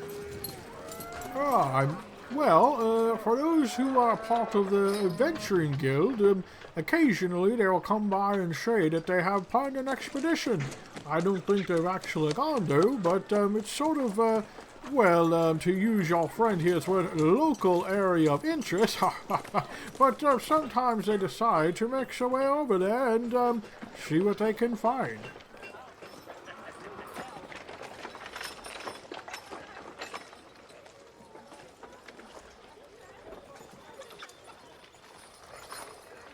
Do you still sell wands here as well? And you see he's holding on to this wand and realizes he still has it in his hand and looks back towards you. Of course I do. I have some great ones for sale. Are you interested in purchasing one? Yeah, probably. Depends on what they do. I'm known for my wands of magic missiles in particular. It's one of my favorite spells. I've seen that are even imbued with some secondary effects. I also have wands of the War Mage, one sort of regular one if you think of it that way, and one, and you see he holds this thing he has in his hand now even more prominently, incredibly powerful wand of the War Mage. This here was taken from the Tomb of Annihilation. Ooh, what does it do? It will make, if you're a spellcaster, of course, it will make your spells more likely to hit and more potent. How many silver for that one? Well, this is a treasure of legendary value to me, and, it's quite pricey indeed. The cost of such an item would be... Go ahead and roll me a 1d4 there, Kurtu. Times 10,000. Gold. The writ has 6,477, just so you guys are aware. Nice roll. 200,000 silver pieces. Oh, that's right, he only takes silver. Yeah. 20,000 gold beasts. No, I only accept silver pieces. What? I think it's probably beautiful. Maybe someday if Gale saves up enough money he says he's saving, maybe he'll buy it for us. What? Sorry, I was Just daydreaming. throwing ideas out. Hey, back to sleep. It's a good goal That to helmet is have. cutting his circulation off. It is a good goal to have, something to work towards, but I must remind you that prices are not fixed and things change. So, if it's something that you're interested in, I would try to do it quicker rather than later. Well, it's not going to be this week. That's what I'll tell you. But thank you. You don't get paid until the end of the month. You see, Yeah, he my gives you a allowance is nod coming and, in later. reaches up on this kind of like high bookshelf and he sets it on this you almost think he's setting it on nothing, and it stays there, and then you realize there's this nearly transparent little like wand holder that he set it against.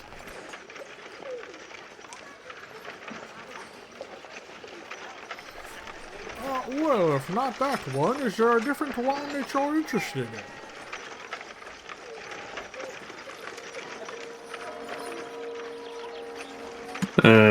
I can already cast magical missiles. But not everybody can, and this wand can make, anybody able to. How much is that one? Oh, well, of course, I would have to charge you 1d6 there, I mean. Does anybody have any silver, by the way? 3. I don't have any. We left a big pile back in Shoot's Flare. We could probably go pick it up. Yeah, go ahead. Oh, she wants me or you? I just told Noah to roll it for me because I was grabbing popcorn. No worries. it's- So, he says, I can sell this to you for 6,000 silver pieces.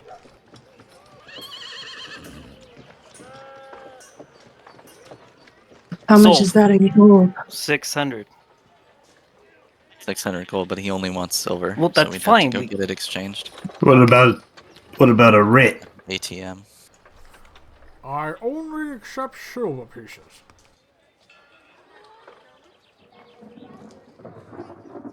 Yeah, I like Army. If you do want it, I mean, that would be worth it. You know, Yeah, then we just for have to go sure. and come back, right? You know. No big deal.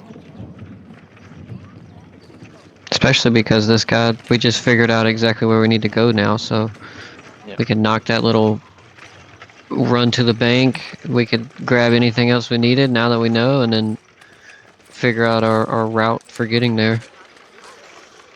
Everyone forgets my plans. No one really pays attention to Gale. I'm sorry, Gail. What was your plan? I wanted to look for magic items, not armor or swords or wands. But no one wants to do my thing. We actually wanted to look for information here, but you know. I honestly thought at the beginning you rolled for it, and Adam said that you didn't find it. So I must have over or misunderstood that. My bad, bud. No, I'm in character, of course. But yeah, I'd like to look at another magic shop of the trinkets thing. We didn't do that, right, Adam? Did I fall asleep? You did not. Yeah, okay. I must have missed it then. Oh, I think y'all discussed it, trying to find a specific item. I didn't. Now I think about it, I don't think there was any rolls. And technically, Hugo has to spend 8 hours copying the spell into the spell book. Yeah, we're gonna stay the night. So let's go to the bank. Let's get the money for exchange, and then we'll buy this wand. Can we do that without role playing it? You can, yes. If we have to stay the night again, then can we also buy plate armor for Roland so he can re-infuse it with his stuff, and he'll have a 22 AC? Yeah, that's exactly what Bill is talking about too. Yeah, let's do that. And then before we do that non-roleplay stuff, then can we see if there's a magic shop, Adam, that we can go to? There are, yes. So you look around the city after saying goodbye to the shopkeeper there, Ninny, making your way back out into the larger city, and yeah, you find another small shop here. As you enter inside, you notice there is a tiefling behind the counter, and he has an array of odd items behind him. And you see he looks at you and says, let me guess, you're looking for clockwork amulet, right? Maybe. I don't know, guys. Can one of you wizard peoples talk to him about magic items, please? Oh, come on, guy. Your eyes just say clockwork amulet. That's what they say. Like, you're looking at me right now, and I can just see him saying, give me a clockwork amulet. You just want to give me money right now, and you give me one of these clockwork amulets. So come on, just hand it over. But I Wow, don't this even. guy's good. I don't even. Is he trying to charm him? Go ahead and give me a blind check. Definitely trying to upsell him. I don't know if he's casting magic. He seems to be deploying a marketing tactic to try to get this in. Okay. How insightful. No, It's a bold move. Hugo just watches to see if Gale caves to the pressure. well, I don't even. No, I would. I'm interested in what you have to sell me, and I'm interested in buying something. Those two facts remain, well, facts. He doesn't know how to tell time. Oh, So- no, come on. See, no. Clockwork amulet, that's not what it does. No, see, it's, how much do you know about that place Mechanist? You look like you know a lot, but you probably don't know about Mechanist. That's really hard to know about that. No, I only know like Leroy and my other friends and these guys. All right, check this. Imagine if you were like, hey, I really, really want to do something well, and you're so good at it already that the only thing you got to really worry about is if you mess up real bad, right? Well, Clockwork Amulet, this will solve your problem, at least, once a day. Oh, like I get to re-roll my D20 or something. No. It's like, if you think of like a chance, right? And imagine if like chance didn't affect you that one time, and it was just like average, like kind of like that. Fine. Let me have a look at your amulet. And He goes on to explain this to you in very colorful ways, and you deduce that he's talking about.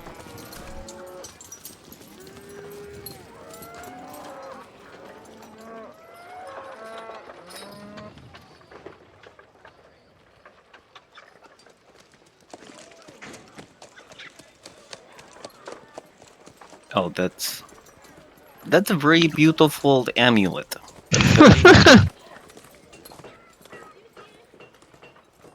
But also, do you have any other stuffs? Of course I do. I've got a lot of different kind of stuff. Let's see.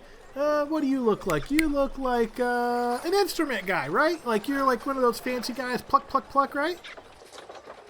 No. Oh, that must Are be you this talking guy, to? this guy. Are you It's talking to me? No, sorry, it's the auras. I see the auras. They're kind of rubbing off. Like one of your other buddies must be like he must be an instrument guy. Okay, you're more of like you might be more of like a helmet guy, right? Like look at that helmet you got on right now. It's kind of squeezing your brain tight, right? But I got another helmet for you. Oh my goodness! No, no, I like this hat. It He fits likes fine. boots. He likes boots and belts. He does. Maybe you Okay. could wear both of them. Well, Boots, you say? Boots and Yeah. belts. I don't really have any boots or belts in stock right now. But certainly there's got to be something here that you would like. Well, I've got this. I've got this amulet. I got another amulet. Yeah, it's you know how like sometimes people try to spy on you with magic. This stops that. That sounds like something you'd be getting. There's people trying to get you all the time, right? I Oh, don't know how right he is. oh! I tried to hide my poker face. You try to hide your poker face?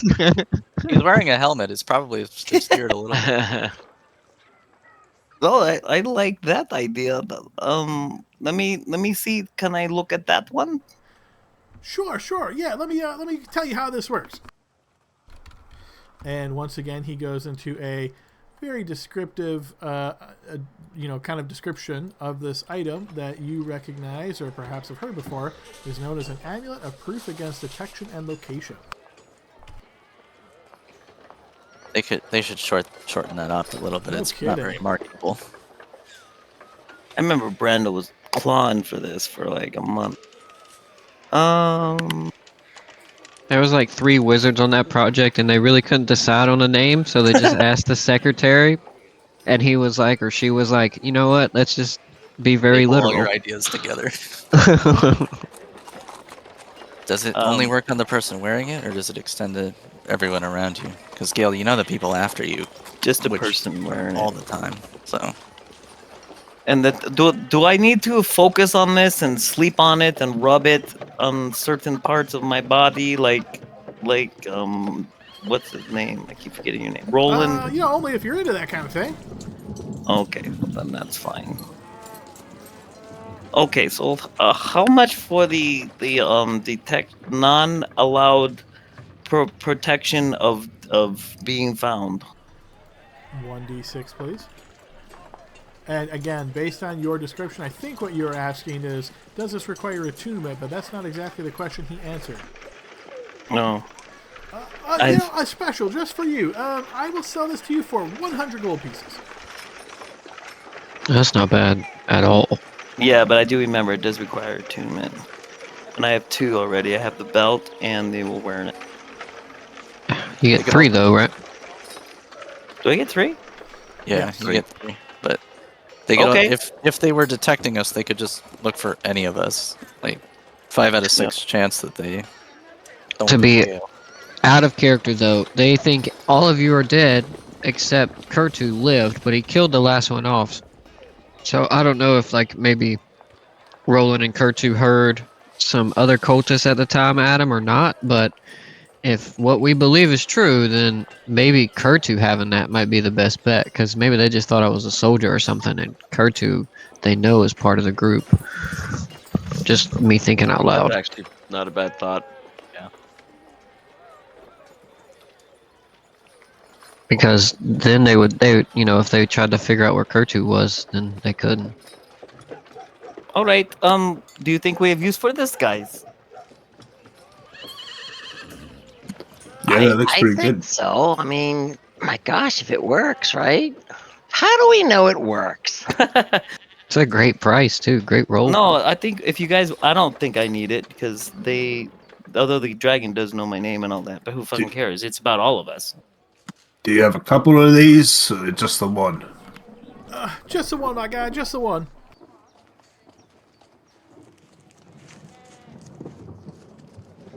It's up to you, Gail. It's your money. Let's buy it. Take it out of the party loot. I mean, that's Yeah, I mean I've got 100 gold on me now. I could put towards, I could put whatever towards it. But I definitely think it's 100 gold, and Yeah. it will take one of us from being scryed on, and I guess any other forms of divination magic too. The rest of us are dead. It's the perfect crime. You know what? You know what? I'm going to buy this, but I'm also going to ask, how much for the other amulet then?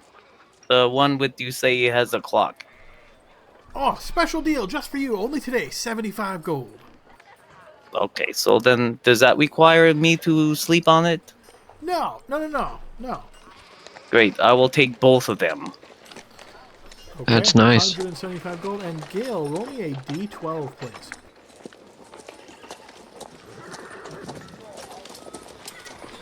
All right, you hand him the money, Yes. and he hands you both of the items. And as he does, you see he kind of cocks his head with this kind of odd-looking grin. And as he does, you notice this kind of a little bit of a flash in his eye. It's so quick, you're the only one that recognizes it, but it gives you a weird kind of feeling, like something almost unnatural, perhaps, as he hands these over to you. And that is, we will go ahead and pause and take our 15-minute break, folks. Oh, God. sounds good. Talk to y'all in a bit. See you in Cool. 15. Alrighty, folks, we are back from our break. We are on the second half of our session. Team, we'll go ahead and pick up where you guys left off, which is you are still in the city of Waterdeep, finishing up some last-minute shopping.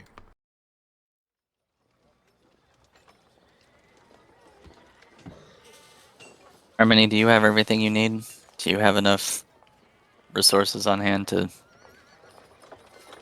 cast Revivify if anyone goes down? Do you want me to have some more diamonds? How many do you have right now? 2. Oh, is that the question you asked me earlier when I was muted? Yeah. Yeah. I'm like, I already answered this. Yeah, I have 2 diamonds, so if more of you would like to die, then might as well grab a few more. Hey, before we leave, can I there was a thing that happened when I bought the thing, Adam. Can I see what, since I saw that gleam in his eye, can I get a sense of what that was? Like, what was he doing?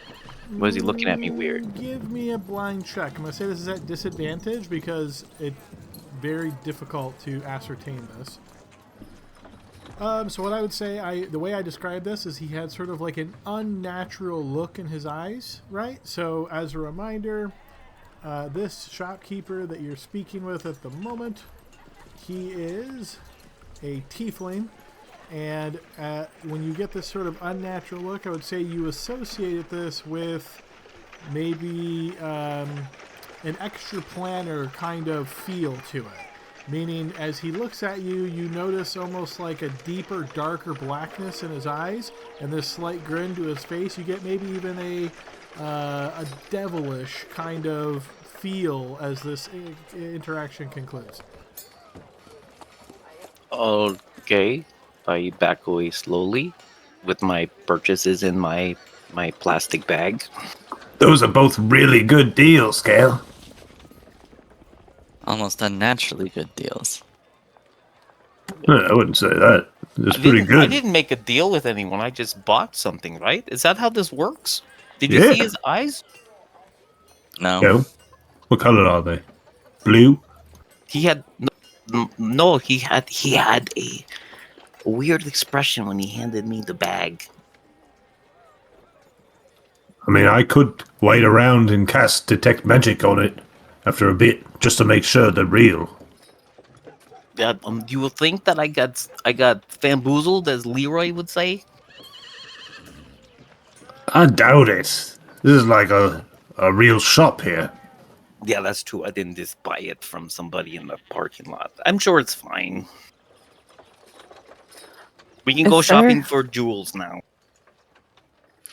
Also, is there like a store that sells scrolls? Yes, there are.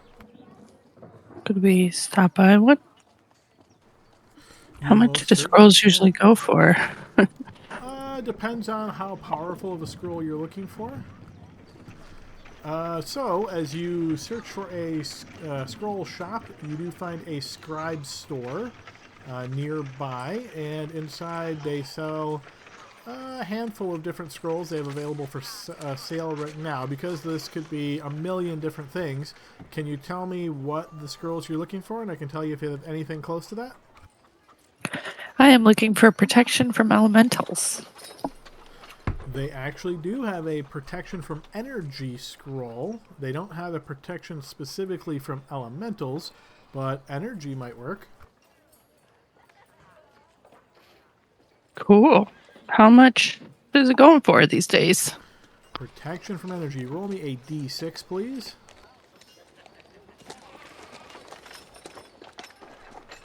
This shopkeeper is willing to sell this to you for 250 gold pieces. So this is the 3rd level spell, Protection from Energy. What it does is you touch somebody upon casting this and they get resistance to 1 damage type of your choice: acid, cold, fire, lightning, or thunder.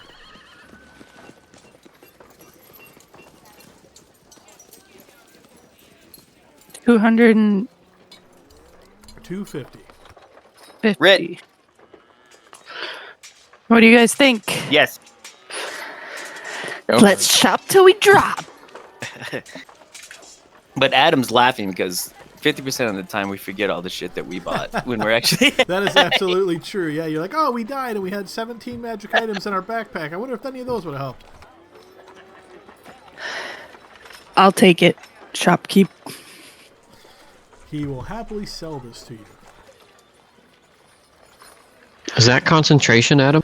It is, yes. What about a scroll of flying? He does not have Scroll of Fly. He does have a Scroll of Spider Climb. He also has a Scroll of Dimension Door. That one's good, but I already know that one.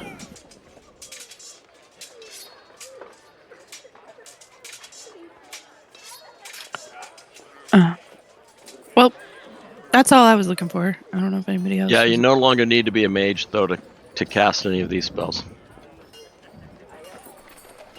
According to, I'm just saying, according to the new, Baldur's Gate 3. Anyone can cast spells. I see, yes. The new I- rules. The new rules. I was telling Noah that I was like learning a lot from that game, and then he was like, "But none of it's right." Yeah, don't do that. Learning bad lessons, as they say. Exactly. How much for the Dimension Door scroll? Just to see. 2d10, please.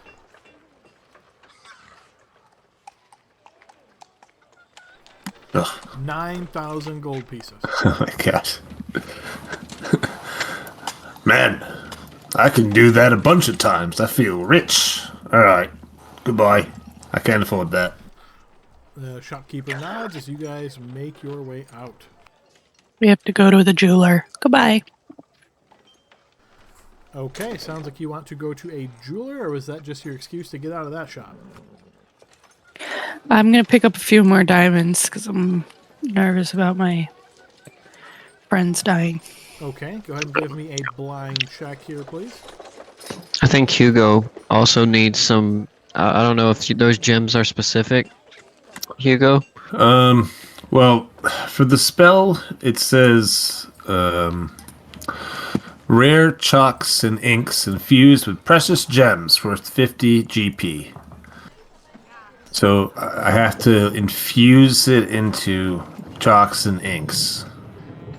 Okay, so let's start with Harmony. So Harmony, as you're looking around for somebody to sell you diamonds, you know diamonds have a very fluctuating price because of how valuable they are and what they're used for.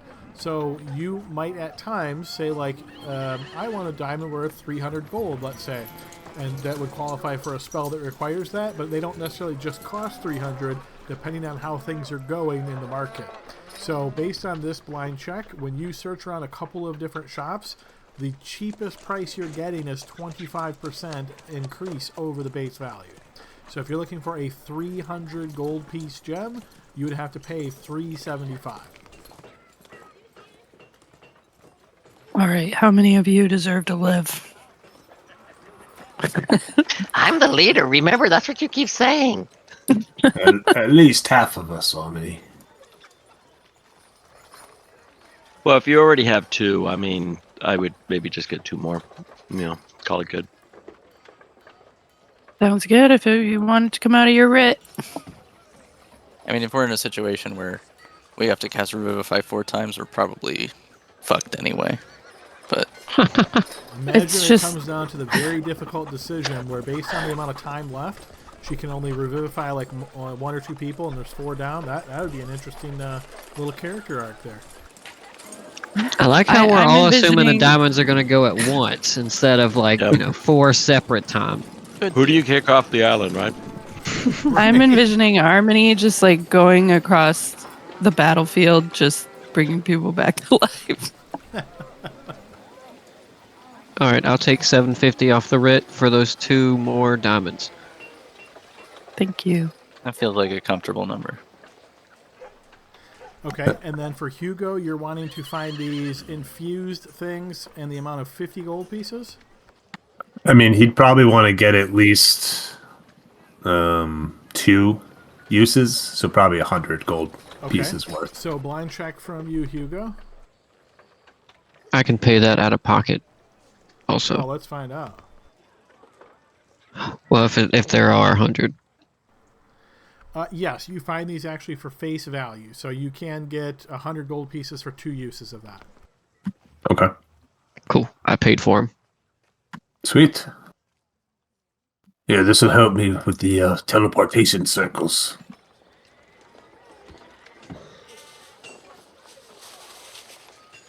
Anybody else? I mean, since it's a shopping episode now, I would like to try to find a magic finesse weapon. Doesn't have to have a bonus. I just want something to overcome resistance if I need it. If I end up cornered again. Okay, so sounds like trip to the weaponsmith. Alright, finesse. I think this qualifies. I'm going to double check. Short sword, scimitar, rapier.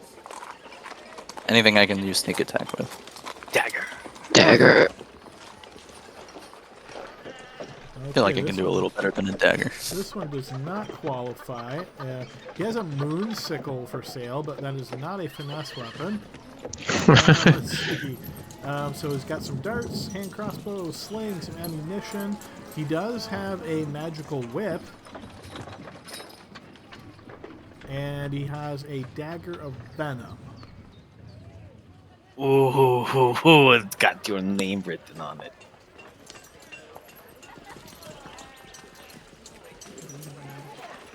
The whip. The dagger. The dagger of venom would be a magic item, right? So that would Yeah. overcome what you're looking for.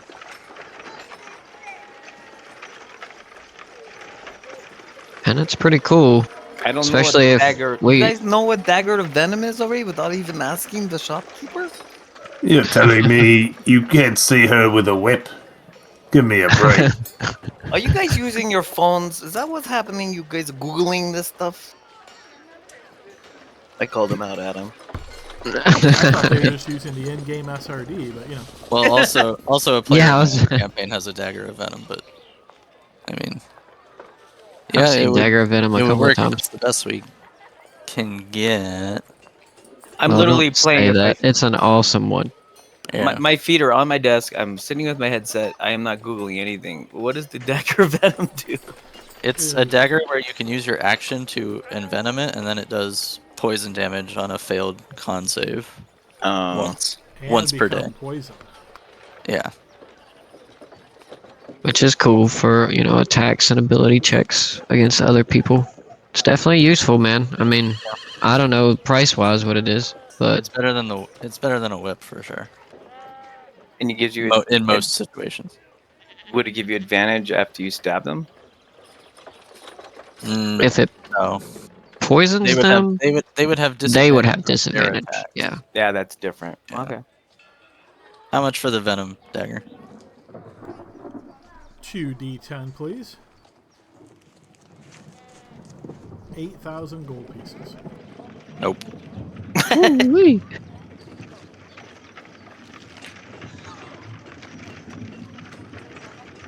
I think Alright, never Spectre with mind. the whip is pretty cool. I just won't get cornered. Is it a magic whip or normal whip? It is a magic whip. How much for the whip? 2d10, please. 16,000 gold pieces. Oh, Holy shit. That is It's a plus sick-ass 2 whip. Oh my god! That is It's an Indiana Jones replica, but it's like really, really well done. wow. It has a reach weapon too, right? Yes. They do a 1d4, right? Yes. Yeah, but you can't really cast Blooming Blade on it. That's the problem. It depends if you have the feet, right? Well, Blooming Blade says you have to be within 5 feet, so I guess it depends on DM call. There's a feat that allows you to extend the range by a little bit. If Oh, I remember yeah. correctly, so- Yeah. But anyhow, yeah, those are the only finesse options that you're able to find. We'll make do without. I just won't get caught. Sounds easy Easy. enough. Easy. Okay, any other shopping or arrangements you want to make in the town before you guys decide how you're going to start making your way to Zonfol's Tower? Well, I think that our Hugo. Do you say you had to study the words written in that book before we go to this Yeah. erect tower that Roland talked about? Yeah, it takes a while. It's really boring, but I have to do it. 4 hours.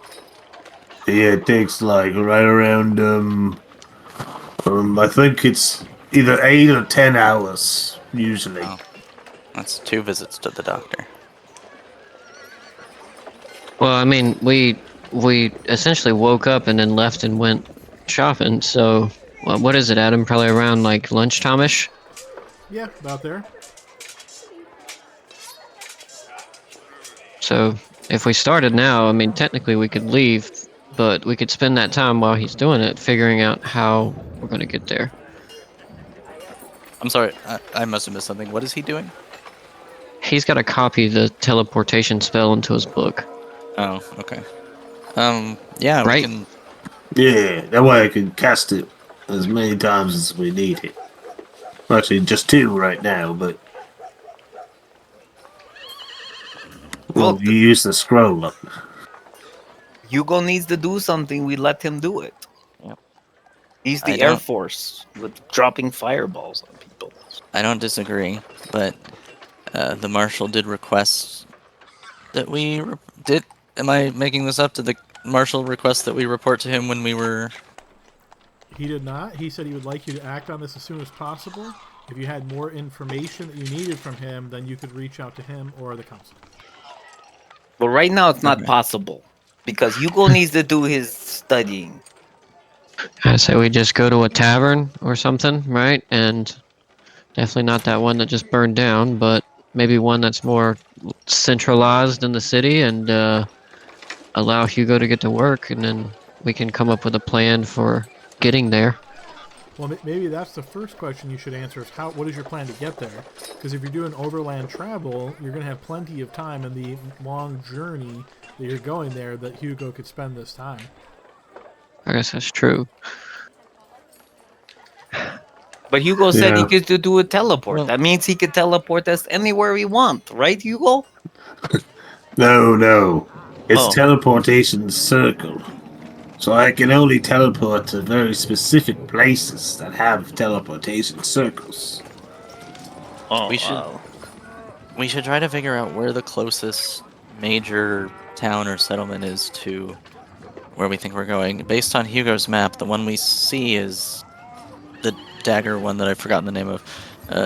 Yeah, that's the one we jump into the fountain and we magically go there. And Subar, right? Both of those are the ones that were on the map. Dragon Spear and Dragon Subar. Spear is the one I was thinking. Not Dragon Spear. Daggerford is on there, and Subar is on there. Waterdeep is on there, and then Neverwinter. That's right. Dragon Spear has that garrison or whatever. That's where we met Hugo and Harmony. And that is where you Subar's left your best friend. Ben. the Oh Sith my Lord. god. Subar is actually closer, I think, according to my eyes. 360 to 400, but we would be cutting through the Yanti. And just as a reminder, right, that when we were in the Serpent's Hill area, we found that ferry that was cutting through. So maybe if we go to that Borskier Bridge area, we could pay for like a ferry to just take us up the river. And then get eaten by hydras that live in the river on the trade See, route. Spectre, now you and I are on the same page. Death is Well, death. what's another plan then? What you thinking? I would like to figure out if there is something that isn't on our map that might be closer, or maybe the council has some kind of information about how to get to Zonthal's Tower. I'm sure they've been doing their own research regarding this, since they intercepted the note, so they might know a better way to get there than we're thinking of. I guess that's true. Adam, with Hugo's super map, does this world map that we see here get updated any? Could we see any spots on there? I mean, what are you looking for? Mechanically, there's a lot of things on this map that you don't see yet. And I would say when you look at Hugo's map, there's a ton of different things there. But from a revealing them to you on this map is only going to be when it's something specific you're looking for. I am looking for a city large enough to have a teleportation circle that we could either pay for or Hugo can use once he learns the spell. Nearby Mount Clelm, you don't see anything like that. Keeping in mind that teleportation circles are basically only in metropolises, like massive cities. There's no massive city nearby. Okay. I also think when you learn the spell, you also get to pick 2, if I remember correctly. I thought you never played the wizard. I just watch a lot of D&D streams. Are we It's- talking in a tavern? Yeah, or determined by the DM. Two sigil sequences. There you Based- go. Yeah, based on what we know then, the closest place of relevance to this place is Dragon Spear. That doesn't But it require doesn't. us to go through.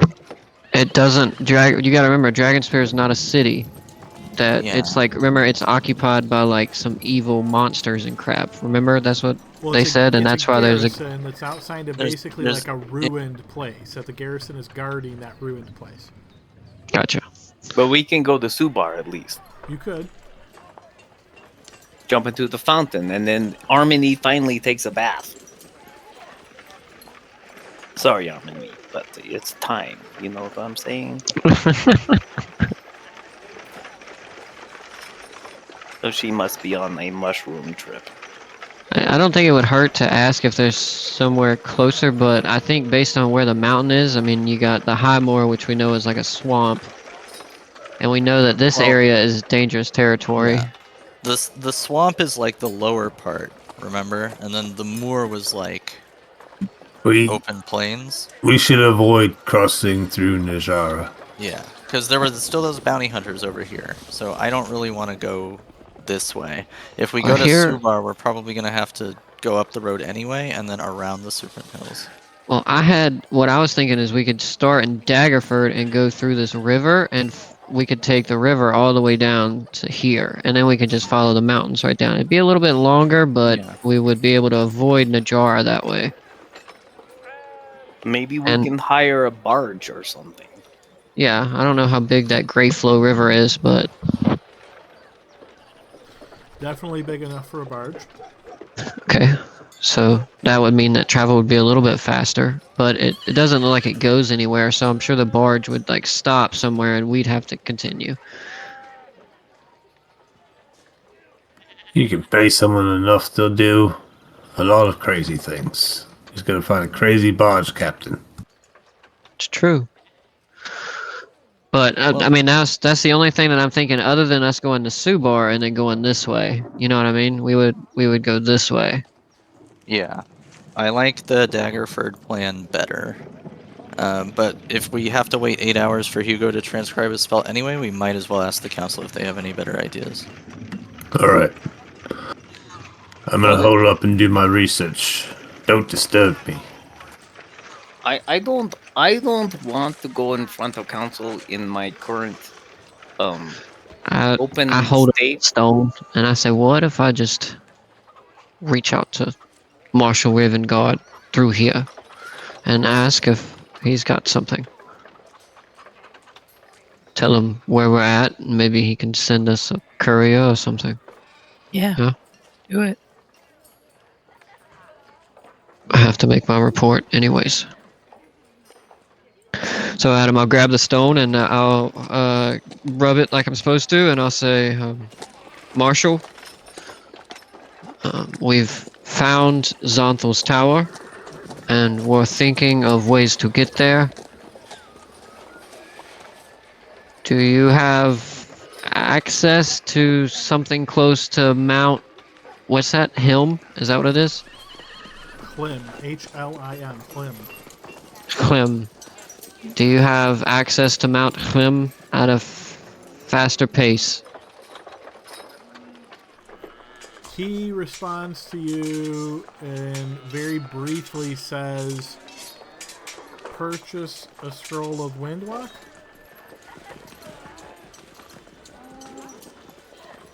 I'll turn and look at everyone and say, he says that we could purchase a scroll of Windwalk. Oh yeah, definitely. I've heard of those before. Sounds very powerful and very expensive.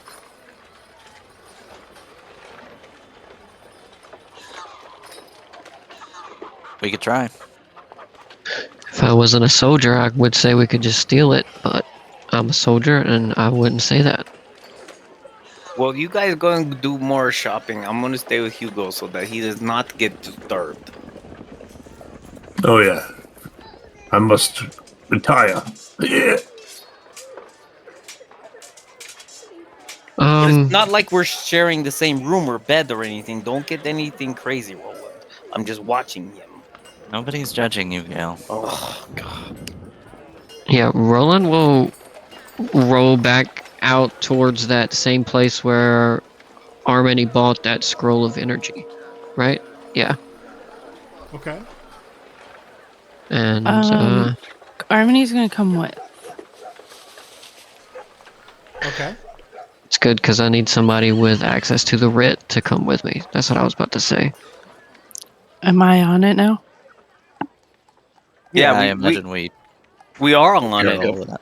That was the 10% fine charge. Was that we're all on it now? Well, I was replacing the lost writ, but yes, you certainly could have added additional people at that point. Yeah. Okay, So yeah, you make your way back to the scribe and enter. And are you inquiring about the scroll that the marshal has informed you of? Yeah, but I'm not going to inquire about it. I'm going to let them know that let's say, because before I say what I'm about to say, how aware is everybody in this city about the cult? I mean, I know that that place just burned down. Are people aware of the council and everything? Like, is it like the Yes. talk of the town? The council formation was huge news. So as you're walking through the city, you definitely hear people talking about it. Some have positive opinions of it, some have negative opinions, but it's definitely a known factor. Cool. So when I come in, I'll make it more of I'll say, excuse me, scribe.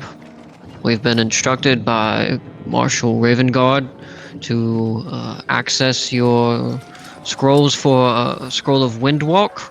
Do you have one available? It's of utmost importance. You notice the shopkeeper here, you saw it before, didn't really pay too much attention to him as you're sort of in and out of here, but he is a young male dwarf, and you see he kind of looks up at you and says, yes, but that is quite potent magic. Do you actually have someone that knows how to use it?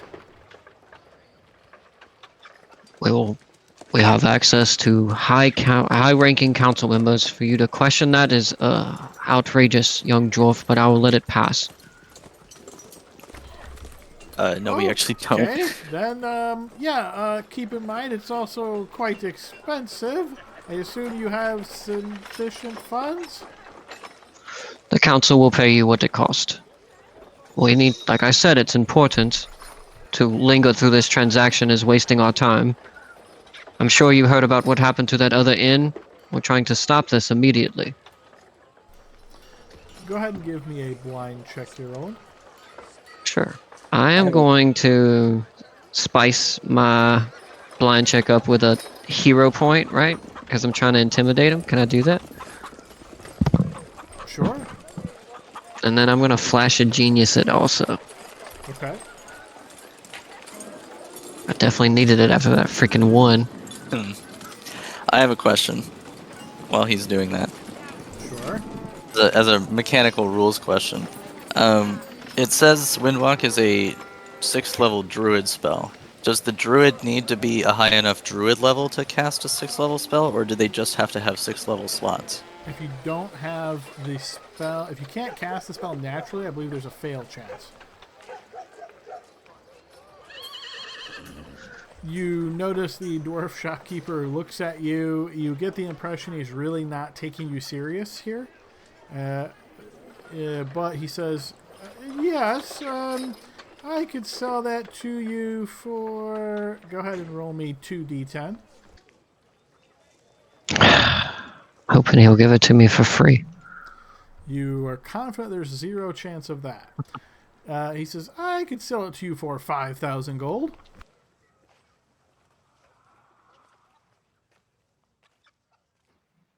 Do you take a check? Can you cash it tomorrow?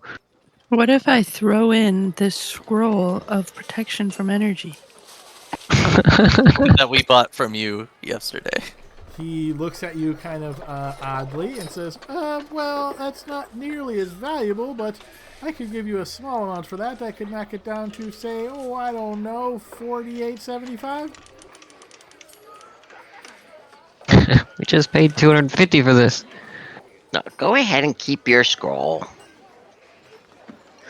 Not you, young dwarf, young man. Not our friend dwarf. I'm talking to that army. Go ahead and keep your scroll. Kurtu, are you able to cast that spell? It's only druids. It's only druids and it's 6th level. And if you don't have the Wait, if what I'm understanding from Adam correctly, if you don't have the druid level to cast 6th level druid spells, you might fail when you. but I know a druid. His name is Daleen. He's the Emerald Enclave person. And we do know the king is on the council too of the elves. I'm sure he knows a druid or two. You're talking about Windwalk or protection from energy? Windwalk. Windwalk. I'm talking about protection from energy. Oh. Because I actually can cast that as a cleric. So if somebody else wants the scroll, Well, at least you don't burn a spell slot when you want to use it, right? You can focus. is that how it works? Yes, yep. So scrolls are essentially extra castings. Okay, cool. Just out of character real quick. What I'm thinking is we could requisition that money from the council so that we could make our case that we need that spell to be able to get to Mount Helm faster. I have like 800 gold pieces. I will happy to contribute because I might die tomorrow. We've got 3,000, so we would need. Can you talk to him on your Rocky thing? It only works Not once a anymore. day, but I can just go there now. You know what I mean? Yeah. But I mean, if even if we pulled all the gold in the party together, I think we'd still be a little short. Yeah, and I think if we do all that and then it fails, we are big sad. No. So we would need to find. We would not only need to buy the scroll, we would also need to find someone who can cast it, and then pay them to. No. Daleen would totally cast it for us. I'm sure. Are you sure he is a 11th level or a 13th level druid or whatever you need is? The person on the council who's in charge of the Emerald Enclave, I'm sure is one level at least above us. Are you sure he's a druid? He could just be a fighter. I mean, it's a very valid point, but I do believe that there's got to be somebody the council has access to. I pulled a stone out. I could just ask him right now. Are you a druid? Ask him if you can cast Windwalk. You can't just ask someone if they're a druid. No, let me ask him. No, that's a good idea. Why are we trying to spend money on scroll? I just ask if Daleen could cast spell on us. Do I it. say go for it. Yeah. Just use that stone. Okay, this is my moment. Now I know Leroy. This is my moment. Leroy has been teaching me common, so I'm going to try my best. This is my moment. That was good, man. Can I elect to give him inspiration for that, Adam? If that's okay. It was said well, but come on, I feel like you need a little more than for inspiration. See, he makes God, he stays in character so much, man. It was so good. Okay. I say it's okay to give him inspiration if he manages to do this without going over 25 words and actually communicating successfully. How much time are we giving him for that? 60 seconds. It's like an Xbox challenge. Hello. Great start. That sounded like 2 words right there. We are ready to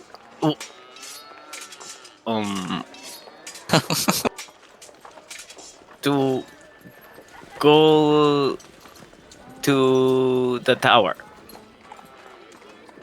I nod. I look around, nod. Yeah. Can you wind walk us to Mount Helling? And I press send. End of turn. You get a response that says, I cannot cast this spell, but meet me at the bureaucratic offices for further info. And I only hear that, right? It doesn't come out of the stone. Correct. It's not a speaker, right? It's like a walkie-talkie, like an old Nextel. We're playing fucking telephone now. Yeah, now what does that- Gale tell us? Where do we go? I use my sending Over. stone to. I use my sending stone to talk to my second wife, and I'm like muffling it, you know. He said that he can help us if we go to Pure, the office where Darling is. Let's go. I would say What? Armony and I would have returned Adam because we couldn't afford that scroll just to expedite that. Yeah, Yeah. that's fair.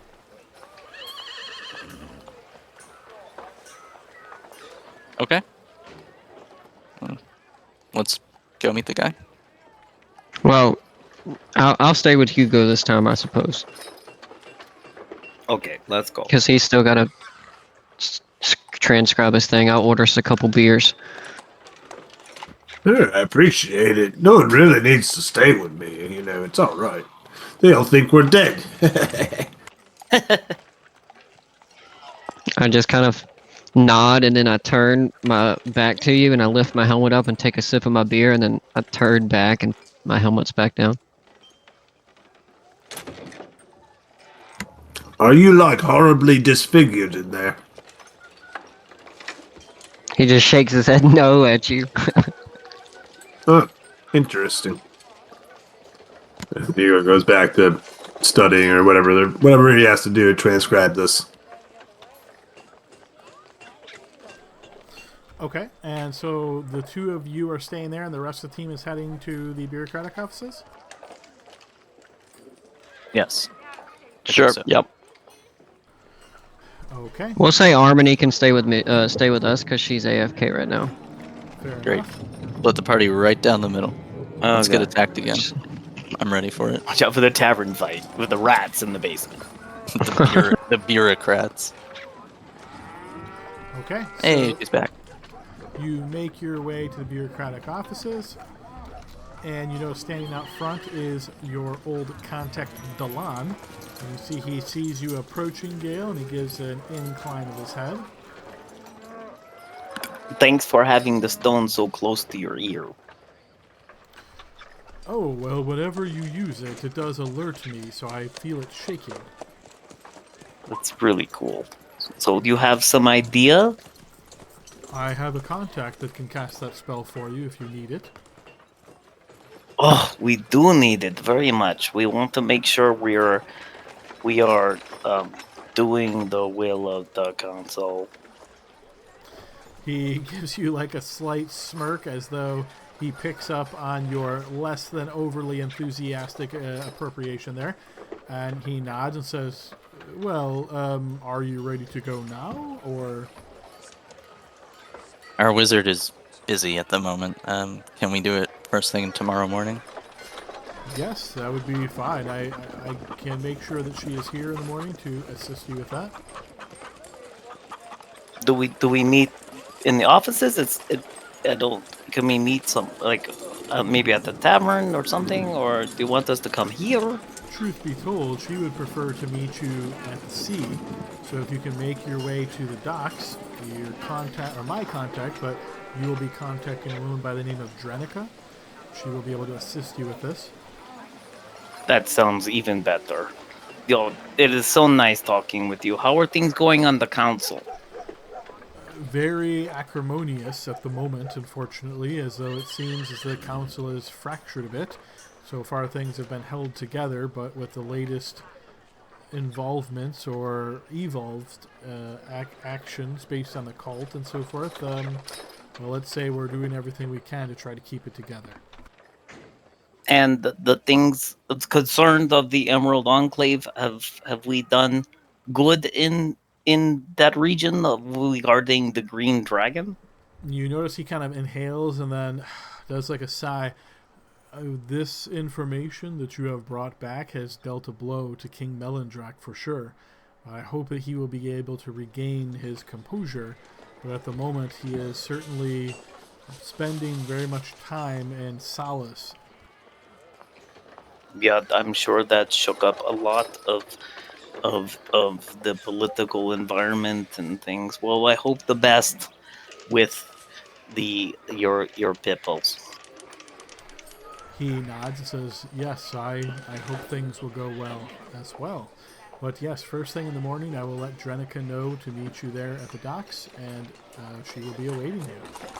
Oh, one more thing before you leave. What about Dawn? Does she take in ill effects from our sort of arrangement that was kept in secret from the council, or is she like in trouble? You notice he kind of ponders for a moment and says, "Well, I must say Dala is feeling a little bit perhaps set upon. She felt that her actions were very good and were working very well, and I tend to agree with her. But yes, she will, I'm sure, pull herself back together as well. At this moment, however, she's trying to make sure that she does everything fully above board to not give any of the other council members reason to suspect anything is going awry." Well, I don't want to speak for the rest of the Bipples in my group, but give her my regards, maybe our regards. Hope that things continue to work out in her favor with the council, and that we have not mucked it up or bamboozled it, as Leroy would say so much, and that she would stay in good standing. He nods. "I shall pass on your words to her, and I hope one day we see an end to all of this, and then perhaps we can discuss what happens after." Very well. Thank you. We will meet your contact in the morning on the docks. Well, oh, by the way, what does she look like? She is a elvish woman of emerald eyes and long brown hair. She tends to wear a floral sort of crown, you may say, that is equipped with something that resembles horns. Oh, that's so reminiscent of my hometown. Okay, thank you, sir. We will see her in the morning. Have a good evening. He nods to you and you as well. Thank you. That's it.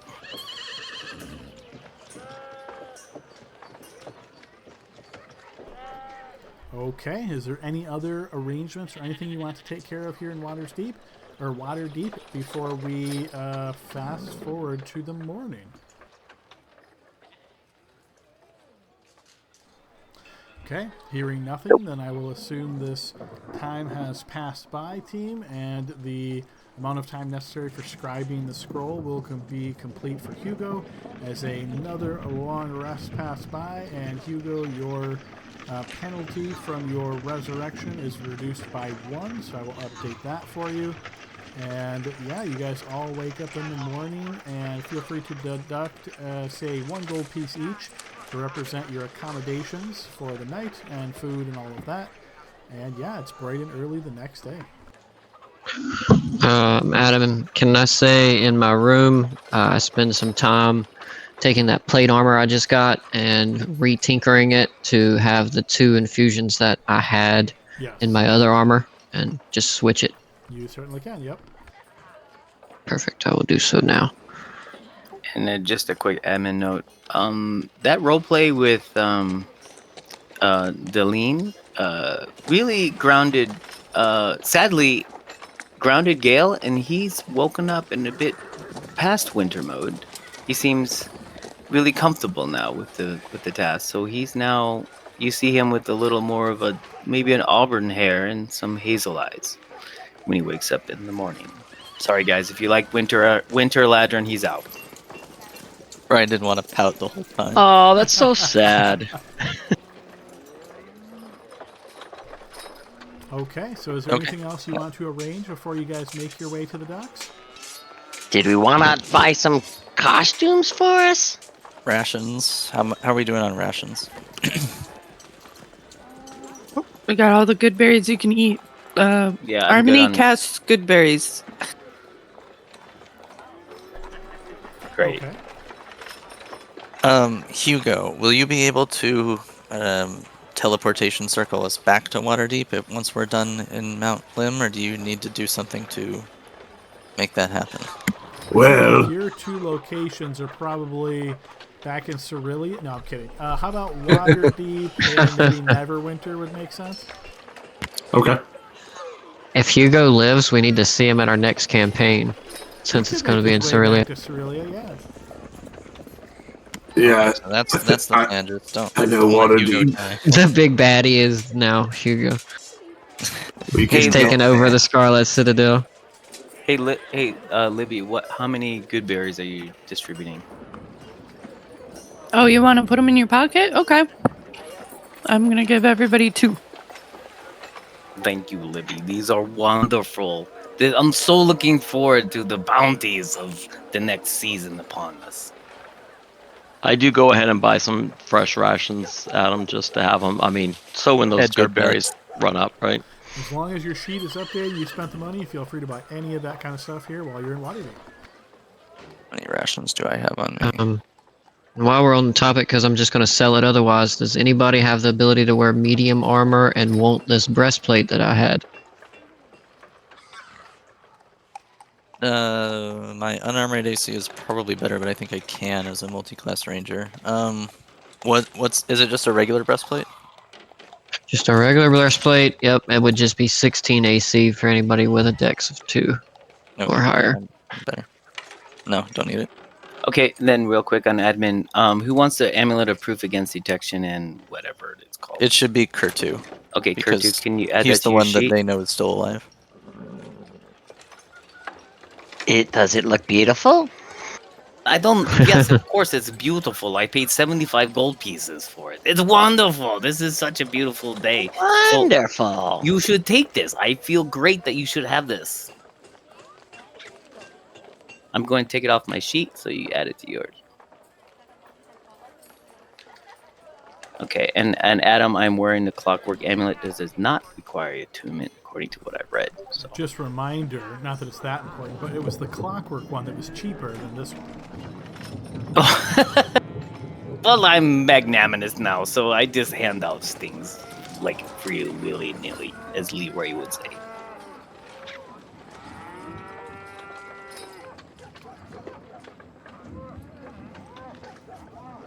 You didn't think Gail knew the word magnanimous, did you? I wasn't sure Brian knew that word.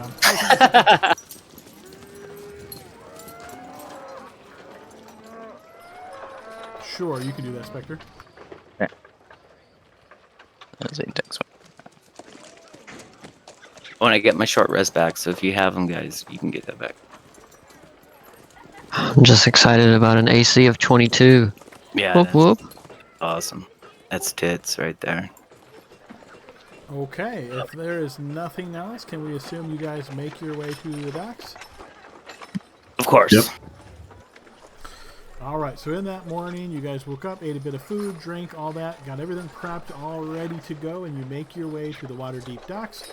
You can see that there is a lot of traffic here, even this early in the morning. A lot of people are coming and going, getting ready to go out fishing, for example, or getting ready to travel along the ship lines. Or ship lanes, I should say. As you arrive, again, the docks are a very large place, so you kind of just start scanning around based on this description that was given to you.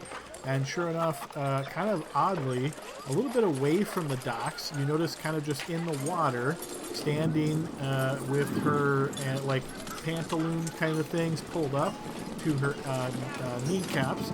You can see this woman that very much fits the description that Delan had provided to you, and it seems as though she's kind of like standing there and twirling a little bit in the water, and you see she then picks up a rock and skips it. Oh my god, she's beautiful. True story. Go say hi, Gail. Are you, I walk up. Are you Drennica? You see she turns and gives you a very large smile and says, "Yes, I am Drenica. You must be the individuals Delan told me about." Yes, my name is Gail Fusefall. I'm from the Feywild. I'm not like I'm an elf too. You can't see because this helmet is a bit tight.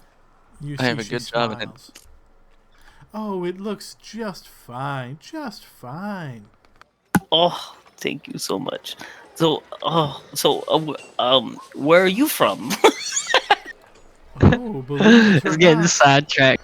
I am also from the Feywild originally, but I haven't been there in quite some time. Oh my goodness. What are your favorite memories of Feywild? Mine is chasing the fairies as a young boy with my older sister Bryn, chasing around these fairies and getting caught up in these tunnels, running around. Ah, that's such a beautiful. I can't wait to go back. Do you miss it? She smiles as you're speaking of this, and as you say, "Do you miss it?" you notice she kind of gets a little bit sad, nods. Yes, oh, that memory sparks a memory of my own. It was in the nighttime in the Feywild and watching the fairy lights and seeing where they led. Oh, we used to dance and just while the night away. I'm gonna clear Oh, my throat in the back. oh, yeah. I'm sorry. You should have seen him 2 days ago. He was a bitch. Just Hey, no, we don't look. Drenica and I we understand each other. You think we're bitches, but we're emoting our don't true really say feelings.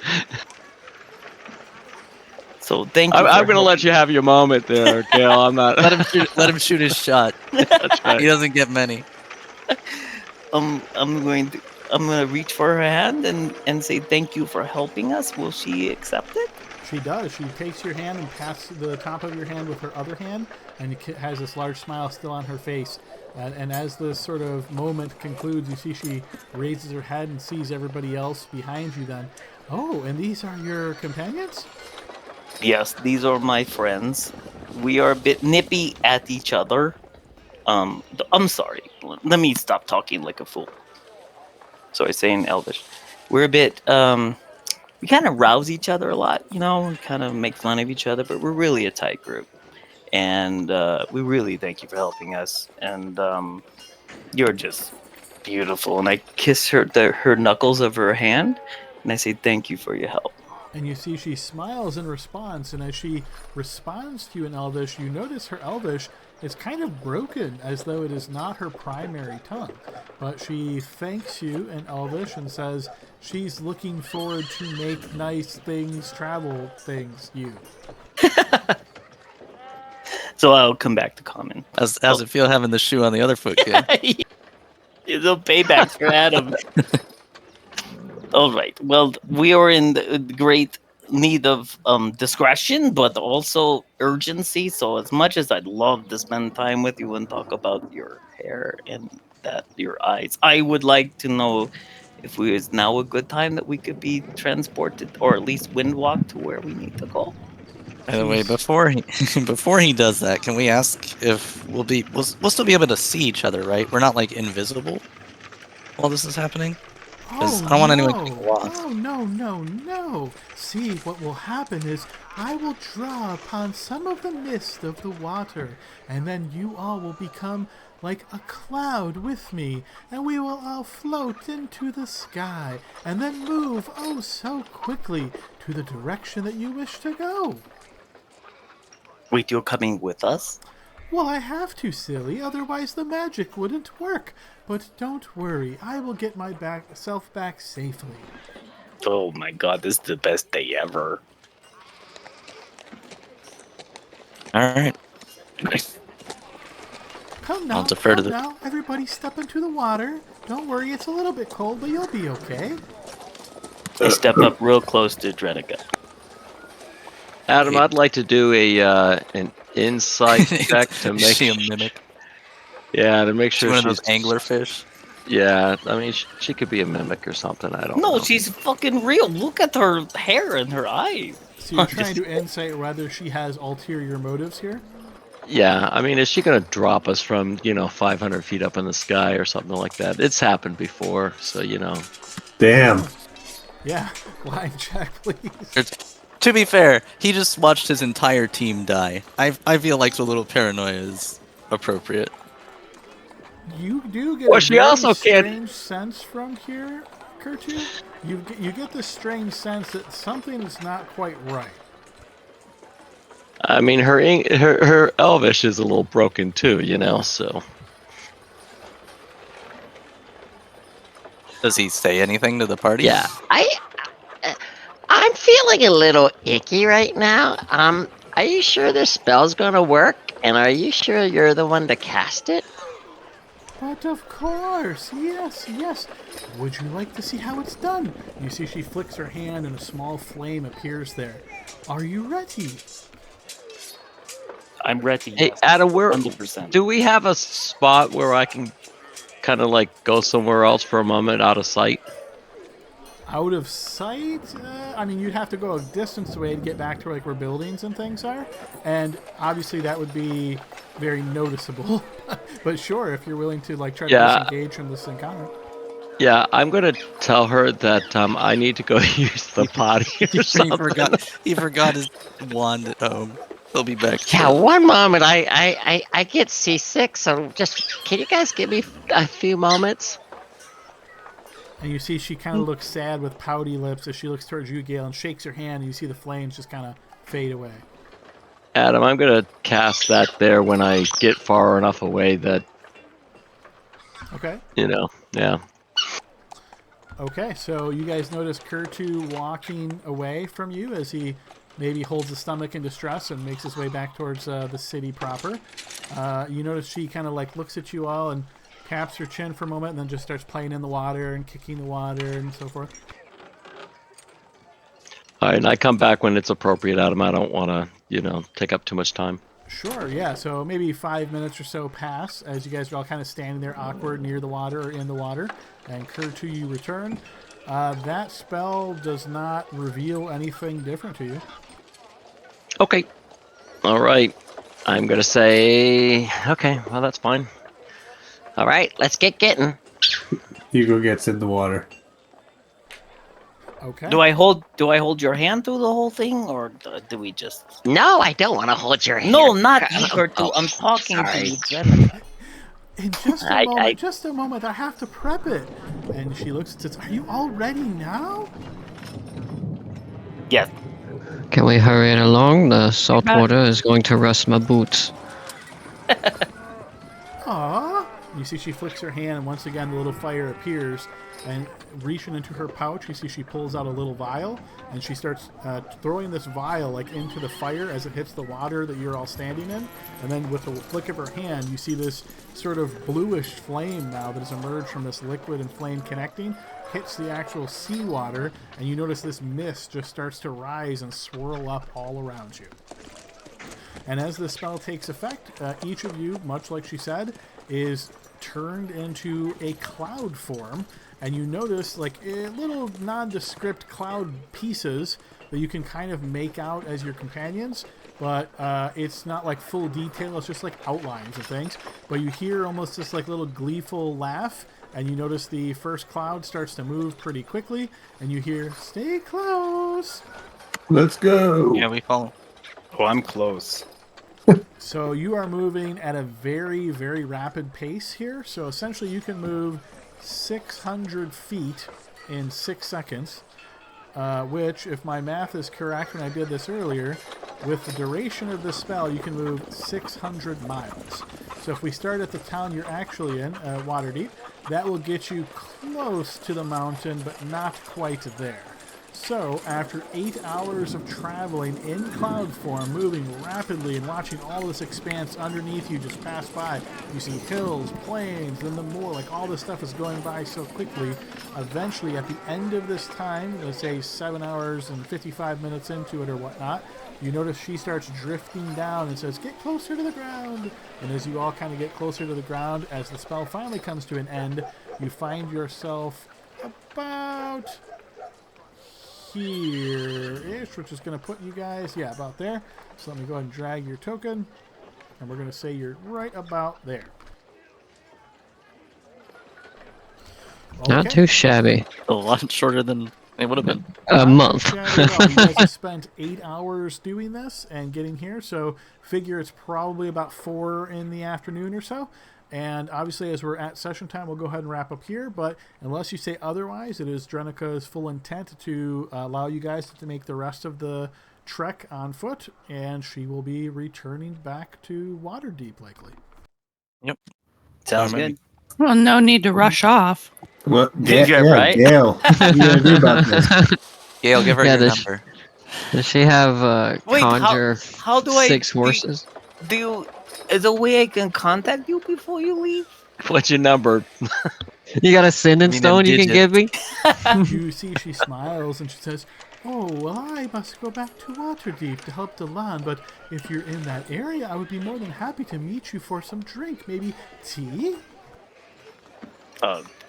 Yes, I love tea. Sounds good. Thank you so much. I grab her hand and kiss her knuckles again and say, safe travels. She says something quickly then, briefly, in a language that I'm not sure any of you know. Does anybody happen to speak Sylvan? Yes, I do. Yes! Hell yeah. All My right. wing Of course, woman! Armand. Finally. You're my wing woman! What's up? All right, as she speaks this brief saying in Sylvan, Harmony, you recognize this as almost like I don't want to say prayer, but you think of this as like a brief saying of protection that people would say. So maybe in common it might be something like, let the wind be behind your step, or let the sun always shine on your path, or something along those lines. So the way this kind of translates is, may your path always be clear. She basically said Godspeed. In layman's terms. Oh, she is a wonderful person. And with a smile as she nods, you see she assumes the form of an eagle and starts flying in the air. That's so inspiring. I can't wait. Let's till go. I do that. All right, as you guys turn to the east and see this bit of trek, you can notice the tip of the mountain just in the distance there. You got a little bit of a trek before you for next session. But yeah, guys, that's where we'll go ahead and wrap it up. Hope everybody enjoyed this session. We will pick up next week and see where ultimately this goes. Good Sounds shit, boys. Nice. Good Have a good night, stuff. guys. Bye, everybody. Have a good week. Good See night, ya. everyone.